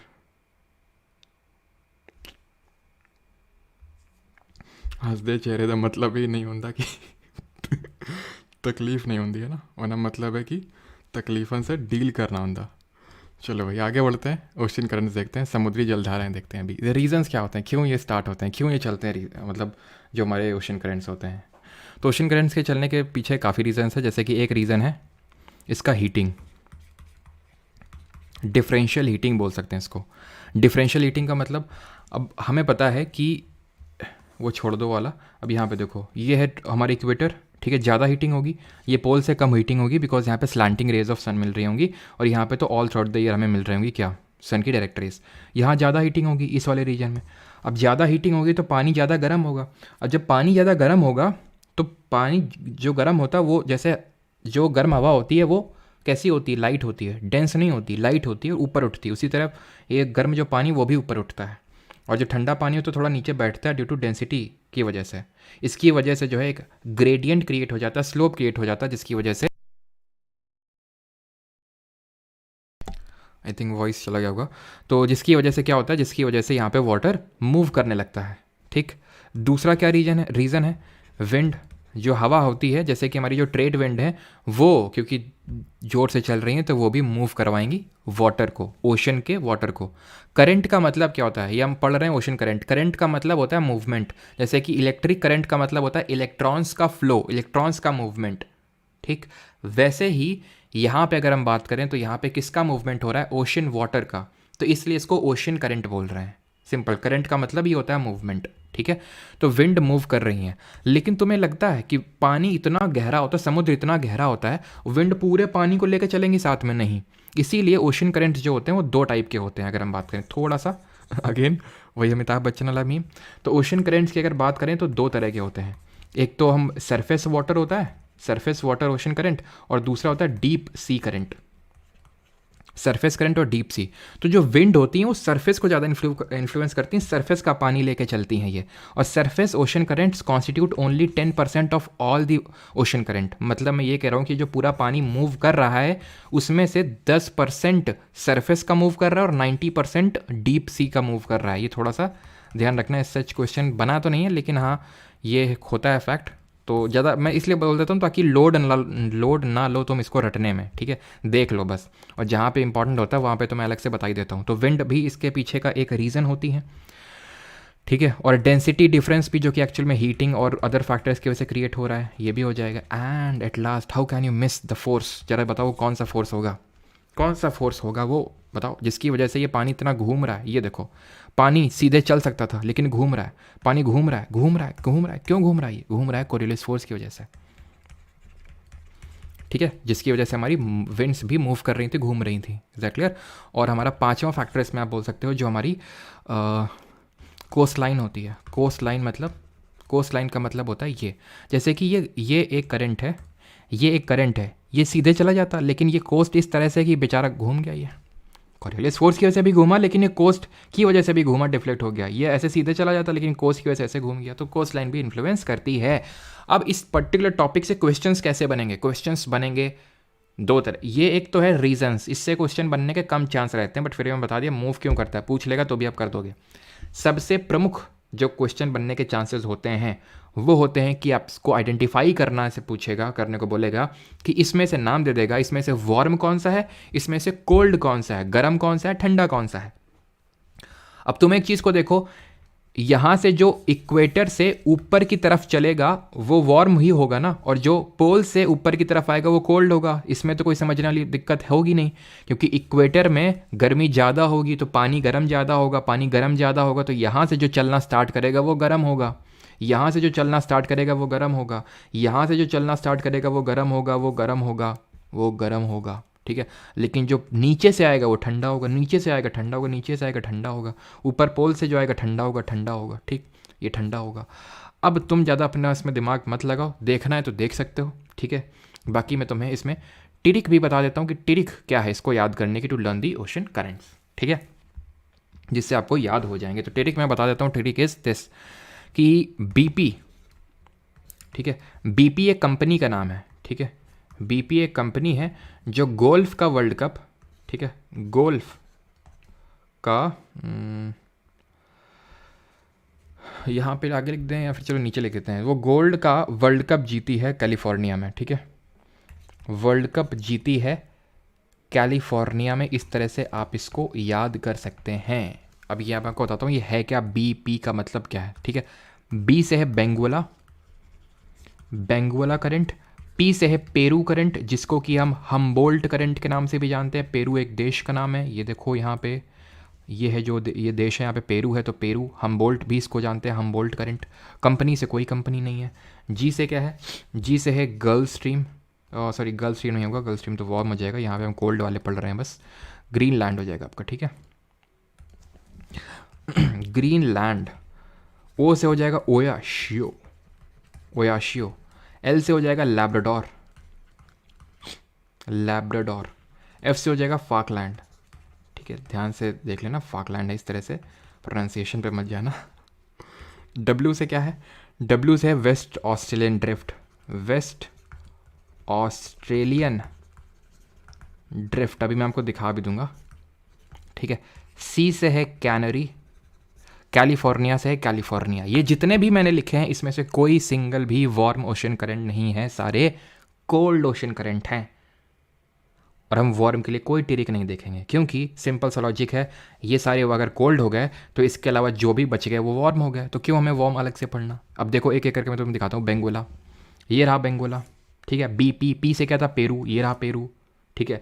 फिर क्या, कंपनी से कुछ नहीं था, गोल्फ। जी से क्या था, ग्रीनलैंड, ग्रीनलैंड, ठीक है। बस कंफ्यूज मत होना, गल्फ स्ट्रीम भी है, जी से स्टार्ट होता है, लेकिन ये एक वार्म ओशन करंट है, बस इसमें कंफ्यूज मत होना। ओ से हो जाएगा ओयोशियो, एल से हो जाएगा लैब्राडोर, एफ से हो जाएगा फाकलैंड। यहाँ पे फाकलैंड ड्रॉ नहीं है वैसे तो, यहाँ पे फाकलैंड इस तरह से, यहाँ पे ड्रॉ नहीं है तो छोड़ दो उसको, ठीक है, उतना इंपॉर्टेंट भी नहीं है फाकलैंड वाला। इंपॉर्टेंट वाले मैं फिर से बता दूंगा आपको अलग से भी। ये वेस्ट ऑस्ट्रेलियन ड्रिफ्ट है, वर्ल्ड कप, ठीक है।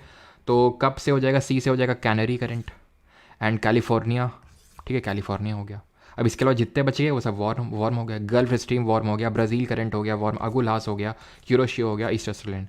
मोज़ाम्बिक मत याद करना, ईस्ट ऑस्ट्रेलियन भी इंपॉर्टेंट नहीं है, कौन से भूलना ही मत, कभी कभी भूल ही नहीं सकते हो तुम। गल्फ स्ट्रीम, लैब्राडोर, ये जो मैं इंपॉर्टेंट वाले जो सर्कल कर रहा हूँ, अलास्का, ठीक है, अगुल्हास, बेंगोला, पेरू, ओयाशियो एंड क्यूरोशियो।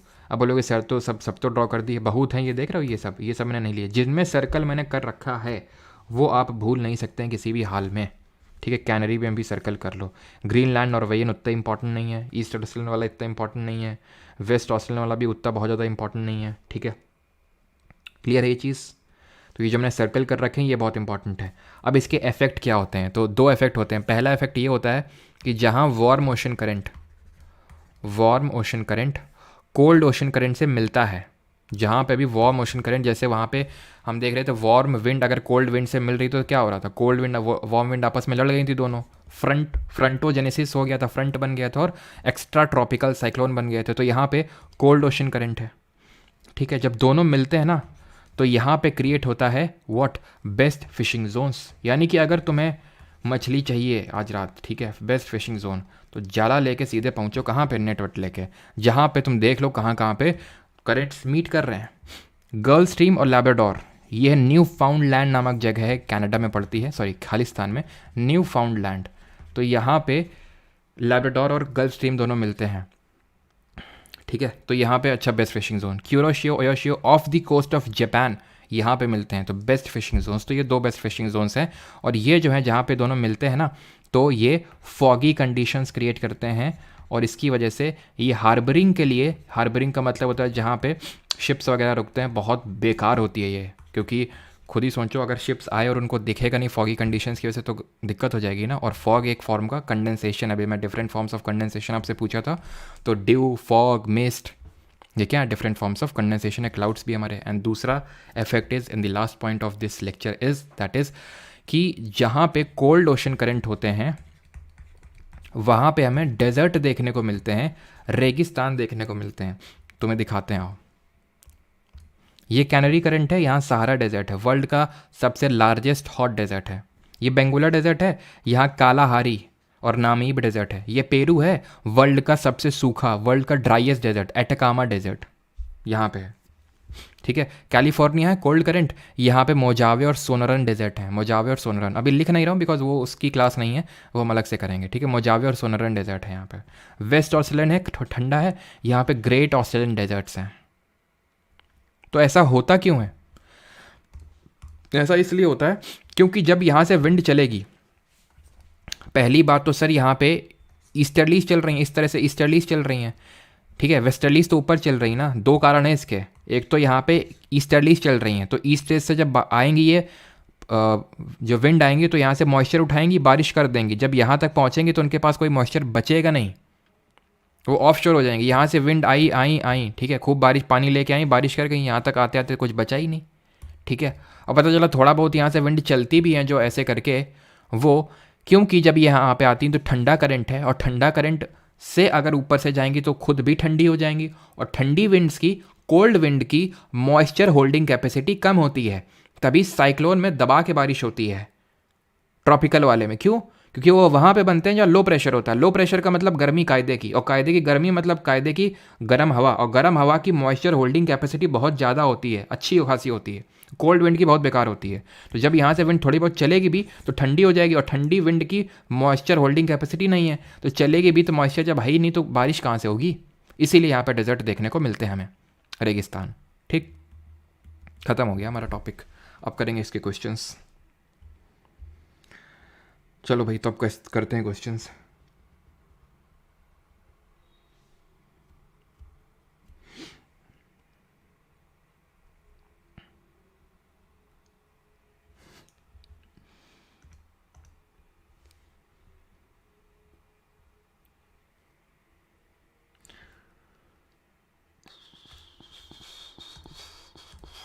चलो करो क्वेश्चन। पहला क्वेश्चन ये रहा, दूसरा आ गया। Which winds blow across the Asian continent at latitudes north of the Himalayas रफली parallel to the Tibetan highlands?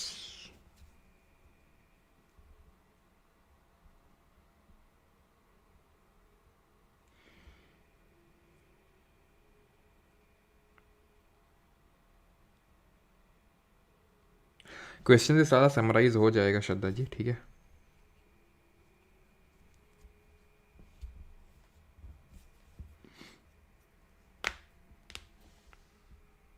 आज क्वेश्चंस रहने दो, किस खुशी में रहने दे भाई आज क्वेश्चंस।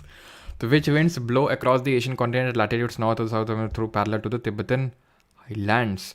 तो ये होती है हमारी जेट स्ट्रीम। अभी मैंने पढ़ाया नहीं है बिकॉज ये जब मैं मानसून वगैरह पढ़ाऊंगा तो वहाँ पे आएंगी जेट धाराएं, जेट स्ट्रीम, ठीक है। तो अभी इनको स्किप भी कर सकते हैं। Which force is responsible for deflecting winds towards the right in the right and left in the northern and southern hemisphere respectively? ठीक है, ये बताइए। और कॉज क्या होता है इनका ओरिजिन का, वो भी बताइए। What is the cause of origin? तो यहाँ पे होता है ये Coriolis force, option number B. और इनके पीछे का कॉज ऑफ ओरिजिन होता है अर्थ का रोटेशन, यानी कि जो पृथ्वी का घूर्णन होता है। एंड जो कॉरियोलिस फोर्स होता है वो ज़ीरो होता है इक्वेटर पे, भूमध्य रेखा पे, और मैक्सिमम होता है, सबसे अधिकतम होता है पोल्स पे, यानी कि ध्रुवों पे। आगे बढ़ते हैं। In coastal areas during the night wind blow from land to sea because, पता ही जल्दी से। तो यहाँ पे किसकी बात हो रही है? यहाँ पे land breeze, sea bridge.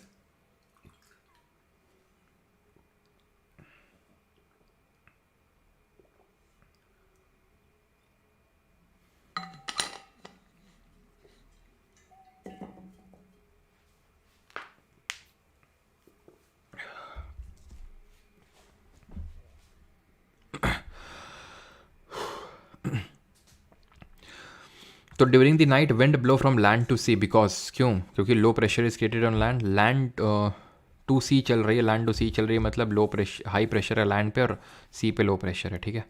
High pressure ना, वाटर कूल स्लो दैन, ये सही होगा, ठीक है। लैंड कूल स्लो, ये गलत है आपका, लो नहीं, हाई प्रेशर होगा लैंड पे, तभी तो लैंड से सी में चलेगी, यानी कि नाइट के टाइम पे।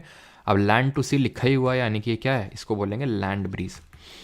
कब चलेगी? नाइट के टाइम पे, और दिन के टाइम पे सी ब्रीज चलती है, ठीक है, वो पूरा मैंने आपको समझाया था, ठीक है। Question number 4, name the hot dry, या फिर से समझा देते हैं, नहीं तो आप बोलेंगे सर देखो एक दिन का समझा देता हूँ, रात का अपने आप इसका उल्टा हो जाएगा, ठीक है। ये लैंड है, सी, तो लैंड जल्दी जल्दी गर्म होती है और जो पानी होता है धीरे धीरे गर्म होता है, ठीक है। तो यहाँ पे लो प्रेशर और यहाँ पे हाई प्रेशर बनेगा, तो हाई से लो चलेगी, यानी गर्मियों के टाइम, सॉरी दिन के टाइम पे सी से लैंड में चलेगी, दैट इज सी ब्रीज, और रात में उल्टा land breeze. Name the hot dry operating winds that blow in between Delhi and Patna, कौन से विंड है, और कमेंट में ये बताइएगा कि इसका कॉज ऑफ ओरिजिन क्या होता है, ये भी आप बताएंगे, कॉज ऑफ ओरिजिन भी क्या होता है। तो यहाँ पे सही आंसर होगा ऑप्शन नंबर फर्स्ट, लू, और लू कल हम लोगों ने देखा था जो प्रोसेस ऑफ एडवेक्शन होता है उसकी वजह से ओरिजिन होती है, ठीक है। मैंगो शावर पढ़ेंगे, ये हमारे प्री मानसून शावर्स होते हैं, north westerly pre monsoon showers होते हैं, ये सब प्री मानसून शावर्स होते हैं जो हम आगे पढ़ेंगे। विच among the following wind is associated with extreme cold and dryness, कौन सी हवा अत्यधिक ठंड और शुष्कता से संबंधित है, बहुत ज़्यादा ठंड और ड्राई होती है, कौन सी विंड होती है। हिमांशु नेगी, आनंद, अमरीश, सबका सही है।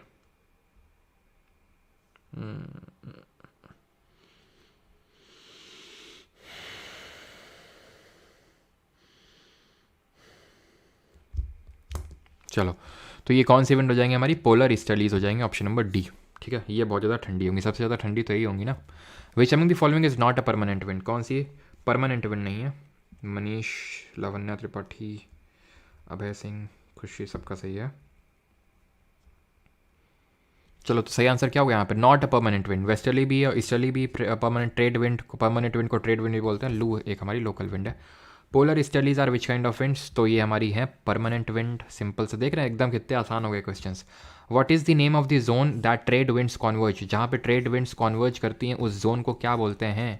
उसको बोलते हैं अंतर उष्णकटिबंधीय जोन, यानी कि इंटर ट्रॉपिकल कॉन्वर्जेंस जोन, ठीक है, जिसको डोल्ड्रम के नाम से भी जानते हैं, ठीक है। डोल्ड्रम जो हमें कहाँ तक देखने को मिलते हैं? 5 डिग्री नॉर्थ से 5 डिग्री साउथ में। और कमेंट में ये बताइए कि जो हॉर्स लैटिट्यूड वाला रीजन होता है अश्वक्षांश, वो कहाँ पे देखने को मिलता है। Which among the following region have long cold winters with winds and average temperature below the freezing for 6 to 10 months of the year. B सही है। और हॉर्स लैटिट्यूड की अगर बात करेंगे तो वो 30 डिग्री में हमें देखने को मिलता है। हॉर्स लैटिट्यूड अश्वक्षांश 30 degree north and 30 degree south, ठीक है। इस क्वेश्चन की अगर बात करें तो अभी पढ़ा नहीं है वैसे तो हम लोगों ने, ठीक है, लेकिन इसका आंसर टुंड्रा होगा। टुंड्रा कहाँ पे होता है? ये पोल्स के पास में जो रीजन होता है ना, इसको टुंड्रा बोलते हैं, टुंड्रा। टैगा भी इसके पास में ही होता है, टैगा इसके पास में होता है, लेकिन एकदम एक्सट्रीम क्लाइमेटिक कंडीशंस टुंड्रा में होती हैं, ठीक है। अब आ जाते हैं चक्रवात पे यानी साइक्लोन पे। पहला question, the western cyclonic disturbance originates over, बताइए। ये भी नहीं पढ़ा यार अभी, तो इसको भी स्किप कर दो। आंसर तो इसका मेडिटेरेनियन होगा, लेकिन पढ़े नहीं अभी। The centre of cyclone is a calm area, it is called as, जो सेंटर होता है साइक्लोन का उसको क्या बोलते हैं? क्वेश्चन थ्रेड में नाइट बोला था, मतलब देख लेते हैं एक बार। During the night wind blow from land to sea, तो चाहे लैंड बोला हो, अच्छा नाइट बोला हो, चाहे डे बोला हो, तीसरा स्टेटमेंट तो सही होगा ही होगा ना। Water cools slower then land, ठीक है, water cools slower then land. दिक्कत क्या है इसमें? कुछ दिक्कत है? चलो आगे बढ़ते हैं। तो अगला है हमारा साइक्लोन से, कौन से थे मैं इसमें, तो इसको बोलते हैं आई ऑफ द साइक्लोन, ठीक है। आई में क्या होती है? काम कंडीशन होती है, एकदम शांत होती है, no cloud formation, no cloud का formation. 12th, which of the following place is called the cyclone capital of India, cyclone capital किसको बोलते हैं? तो साइक्लोन ज़्यादा कहाँ पे आते हैं? बे ऑफ बंगाल में जाते हैं और इस तरह से मूव करते हैं। यहाँ पे होता है हमारा सुंदरबन डेल्टा, ठीक है, option number D. In which a type of rainfall winds move out of from a high pressure area with wind direction clockwise in the northern hemisphere, इसको किसी ने गलत किया, ध्यान से देख लेना फिर अब तुम।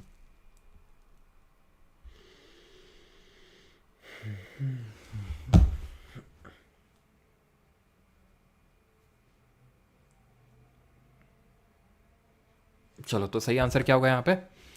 Winds move out from a high pressure, तो हाई से मूव करती हैं, केंद्र से परिधि की ओर चलती हैं, क्लॉकवाइज है नदर्न हेमिस्फीयर में, anticyclone, option number C. D बोल रहे हैं ओरोग्राफी, दिमाग खराब है। ओरोग्राफी कहाँ से आ गया ये? ओरो यहाँ पे ओरो का मतलब क्या होता है? माउंटेन, यहाँ कहीं माउंटेन लिखा है यहाँ पे? हैं ओरोग्राफिक रेनफॉल कल पढ़े थे, ये आज तो पढ़े भी नहीं ये, तुम लोग भी राहत करते हो, ठीक है। Option number C, which of the following place is called this cyclone capital of India, देख चुके हैं, सुंदरबन होता है।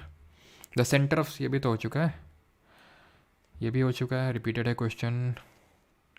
In the context of India tropical cyclones originate over, Bharat के समुद्र उष्णकटिबंधीय चक्रवात कहाँ पर उत्पन्न होते हैं ज़्यादातर?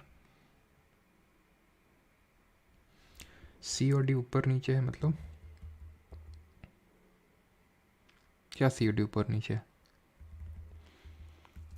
कौन सा क्वेश्चन था? ये वाला था।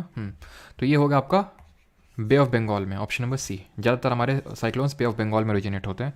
अ cyclone is known by different names in different parts of the world, in Philippines it is called as. मानना पड़ेगा यार आज तुम लोगों को, है ना। आज तो मुझे लगा था ऐसे मजाक मजाक में कह रहे हो कि यहाँ से छुट्टी कर दो, आज जाना है। देखो तुम लोग तो मतलब सच में ही मतलब तुम लोग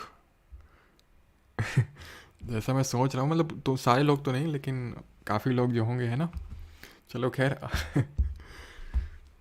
ओयो की सेल्स बढ़ा रहे होंगे आज।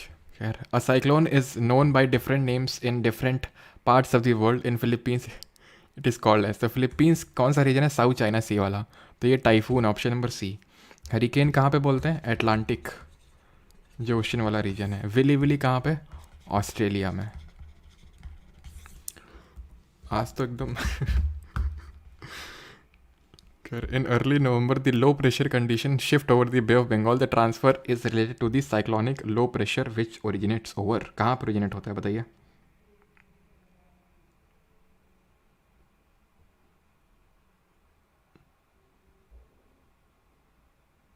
और आज की क्लास में जो अभी लेक्चर देख रहे हैं अभी, मतलब आज तो मैं जल्दी प्राइवेट कर दूंगा, मुझे ऐसा फील आ रहा है। ठीक है, यहाँ से जल्दी प्राइवेट करना चाहिए।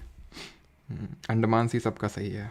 हाँ, तो ऑप्शन नंबर ए यहाँ पे सही आंसर होगा। ठीक है, तो यहाँ पे लो प्रेशर यहाँ पे बनता है बे ऑफ बंगाल है, और बे ऑफ बंगाल में इसको ये जो पर्टिकुलर पार्ट है अंडमान निकोबार वाला आइलैंड्स के आसपास वाला जो रीजन है, इसको अंडमान सी बोलते हैं। ठीक है।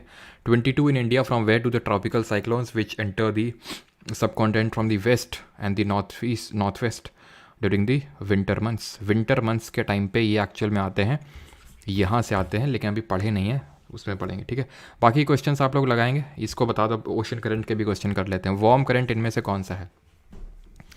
वार्म करंट कौन सा है? जल्दी से याद करिए। बीपी कंपनी गोल्फ का वर्ल्ड कप कैलिफोर्निया में खेली थी, तो कैनरी कोल्ड है। ठीक है, फाकलैंड कोल्ड है, लैब्राडोर कोल्ड है। गल्फ स्ट्रीम कैसा है? वार्म है। ठीक है, गल्फ स्ट्रीम और लैब्राडोर कहाँ मिलते हैं? न्यू फाउंडलैंड कनाडा में मिलते हैं, जहाँ पे बेस्ट फिशिंग जोन्स होते हैं। एल नीनो अभी नहीं किए हैं, वैसे आंसर इसका होगा पेरू, लेकिन अभी किए नहीं है तो स्किप कर सकते हैं। विच of the following is a warm ocean current on the Pacific question. तो वार्म कौन सा है इसमें से? क्यूरोशियो, ओयोशियो में एक वार्म होगा, एक ठंडा होगा। ओयोशियो ठंडा है, क्यूरोशियो गर्म है। हम्बोल्ट जिसको पेरू करंट बोलते हैं ठंडा है। कैनरी सी से कोल्ड। लैब्राडोर भी, तीनों कोल्ड हैं। ठीक है, अगला है 28। Gulf stream is which type of current? Gulf stream की अगर बात करें तो ये वार्म है। लैब्राडोर और गल्फ स्ट्रीम दोनों मिलते हैं। लैब्राडोर अगर ठंडा होगा तो गल्फ स्ट्रीम आपका कोल्ड होगा। ठीक है, चलो। और अच्छा, बेंगोला भी आप याद कर सकते हैं अगर आपको, जैसे कि बेंगोला अगुलहास है ना, जैसे अफ्रीका कोस्ट है तो यहाँ बेंगोला है और यहाँ पे अगुलहास है ना। यहाँ पे बेंगोला है, यहाँ अगुलहास है। याद पता है कैसे कर सकते हो तुम इसको? याद ऐसे कर सकते हो कि हमें पता है कि कोल्ड वेस्टर्न साइड में कोल्ड डेजर्ट, वेस्टर्न साइड में ज़्यादातर हमें डेजर्ट देखने को मिलते हैं। क्यों? क्योंकि वहाँ पे कोल्ड ओशन करंट है। तो बेंगोला हमारा वेस्टर्न साइड में है, तो यानी कोल्ड होगा। तो बी से बेंगोला, सी से कोल्ड, बी सी, है ना। 29 आखिरी क्वेश्चन है आप लोगों का, फिर आपके लिए होमवर्क है सारे question. And that is Labrador किस तरह का करंट है? तो लैब्राडोर हमें cold current, option number B. ठीक है, अब जितने क्वेश्चन है वो आपको खुद करने हैं, और यहाँ पे हमारा सेशन होता है ख़त्म। टाइड पढ़े नहीं है तो इसका आंसर टाइड होगा, लेकिन अभी पढ़े नहीं है। ठीक है, चलो। बेंगोला टाइनर नहीं लिए भाई, अभी देखा ही नहीं, टाइम ही नहीं मिल रहा टाइनर का तुम्हारे। टाइनर अभी क्या होता है ये टाइनर? मतलब क्या हीटिंग पैड वगैरह होता है क्या कुछ, या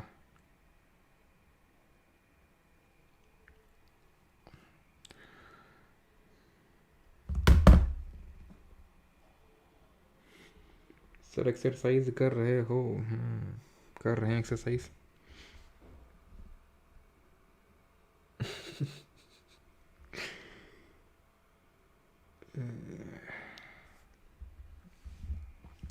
टाइफून बता दो, टाइफून में क्या ऐसा भाई बताना है? साइक्लोन का नाम है typhoon in the South China C.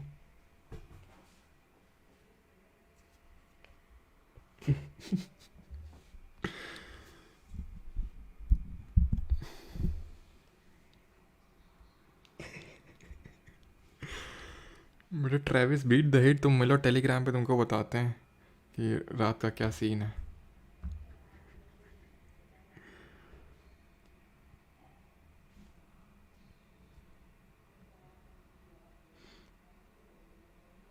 Sir बच्चों का आज क्या होगा, क्या हो गया है, चप्पल फेंक मारो। चप्पल आज नहीं फेंक के मारेंगे, डिस्टर्ब नहीं करना चाहते हैं आज। कल मिलते हैं, कल इनको चप्पल फेंकते हैं, आज कर लेने दो जो करना है। अच्छा अच्छा। हाँ हिटलर बेटा, तुम्हारी हम भावनाओं को हम समझते हैं, इतने दिन में तो तुमसे वाकिफ़ हो ही गए कि तुम किस बारे में पूछ रहे होगे, है ना।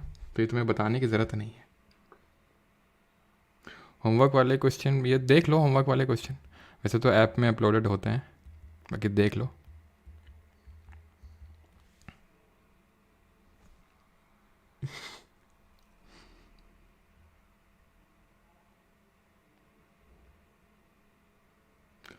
सर आज कुछ बातें करो एक्स्ट्रा। अच्छा क्या बातें कर।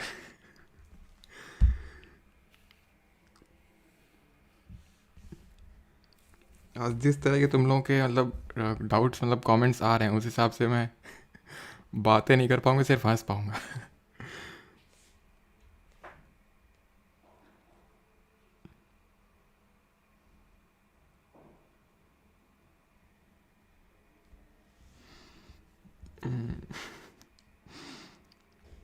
सर बेटा तुम्हारी वाली भी जब तुम पढ़ाई कर लोगे तब ज़रूर।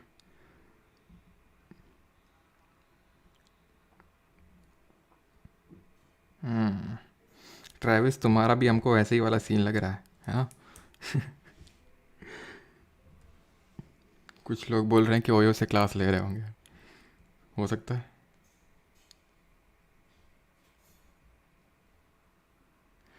हाँ श्रद्धा जी, बायो भी पढ़ाएंगे, सारे सब्जेक्ट्स होंगे। इसके बाद इकोनॉमिक्स होगा, देन उसके बाद बायो होगा, है ना। एंड उसके बाद केमिस्ट्री, और देन उसके बाद स्ट्रैटेजी के, एंड ख़त्म। वर्ल्ड हिस्ट्री का वन शॉट करवा दो टीजीटी के लिए। अच्छा वर्ल्ड हिस्ट्री का, वर्ल्ड हिस्ट्री का यार देखना पड़ेगा। सर आप नहीं गए हो यो। अरे,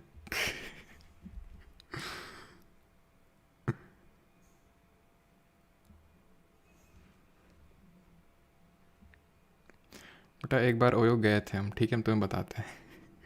रुकने के पर्पज़ से, ठीक है, दिल्ली एक बार गए थे अकेले ही। तो अब दिल्ली में तो कोई है नहीं हमारा रिलेटिव, तो लिए थे। इतना गंदा सर्विस है ना ओयो का, मतलब पहले रूम का बुकिंग आई थिंक कुछ 400 रुपये में कुछ हुआ था। जब वहाँ पहुँचे तो तुम लोगों ने भी एक्सपीरियंस किया होगा। अब तुम किस पर्पज़ से गए थे मुझे नहीं पता, लेकिन मैं तो मतलब स्टे करने के लिए गया था एक नाइट के लिए। तो उन्होंने बोला कि 1200 रुपये लगेंगे, ठीक है, रहना तो रहो, नहीं तो फिर जाओ। और उनका कस्टमर सर्विस भी इतना गंदा है ना, कुछ पूछो नहीं। और भाई सैटरडे संडे को तो एकदम, और सैटरडे का आई थिंक दिन था वो, सैटरडे संडे का तो कहीं मिल भी नहीं रहा था। ठीक है, तब उस दिन मुझे पता चला कि कितना मतलब बिज़ी रहता है सैटरडे संडे वाला दिन, और क्यों बिज़ी रहता है इतना। टॉर्नेडो अलग चीज़ होती है, टॉर्नेडो एक बहुत ही लोकल स्टॉर्म होता है। टॉर्नेडो जो होता है वो अलग होता है, ठीक है। टाइफून साइक्लोन होता है, टॉर्नेडो जो है ज़मीन में उठता है और एकदम स्पाइरल करके से बहुत जोर कैसे ऐसे ऐसे ऐसे उठता है। जैसे नहीं, तुमने देखा होगा गर्मियों के टाइम पे हमारे गांव में बोलते हैं कि मतलब भूत आ गया, मतलब ऐसे करके बोलते हैं, तो वैसा टाइप होता है ये।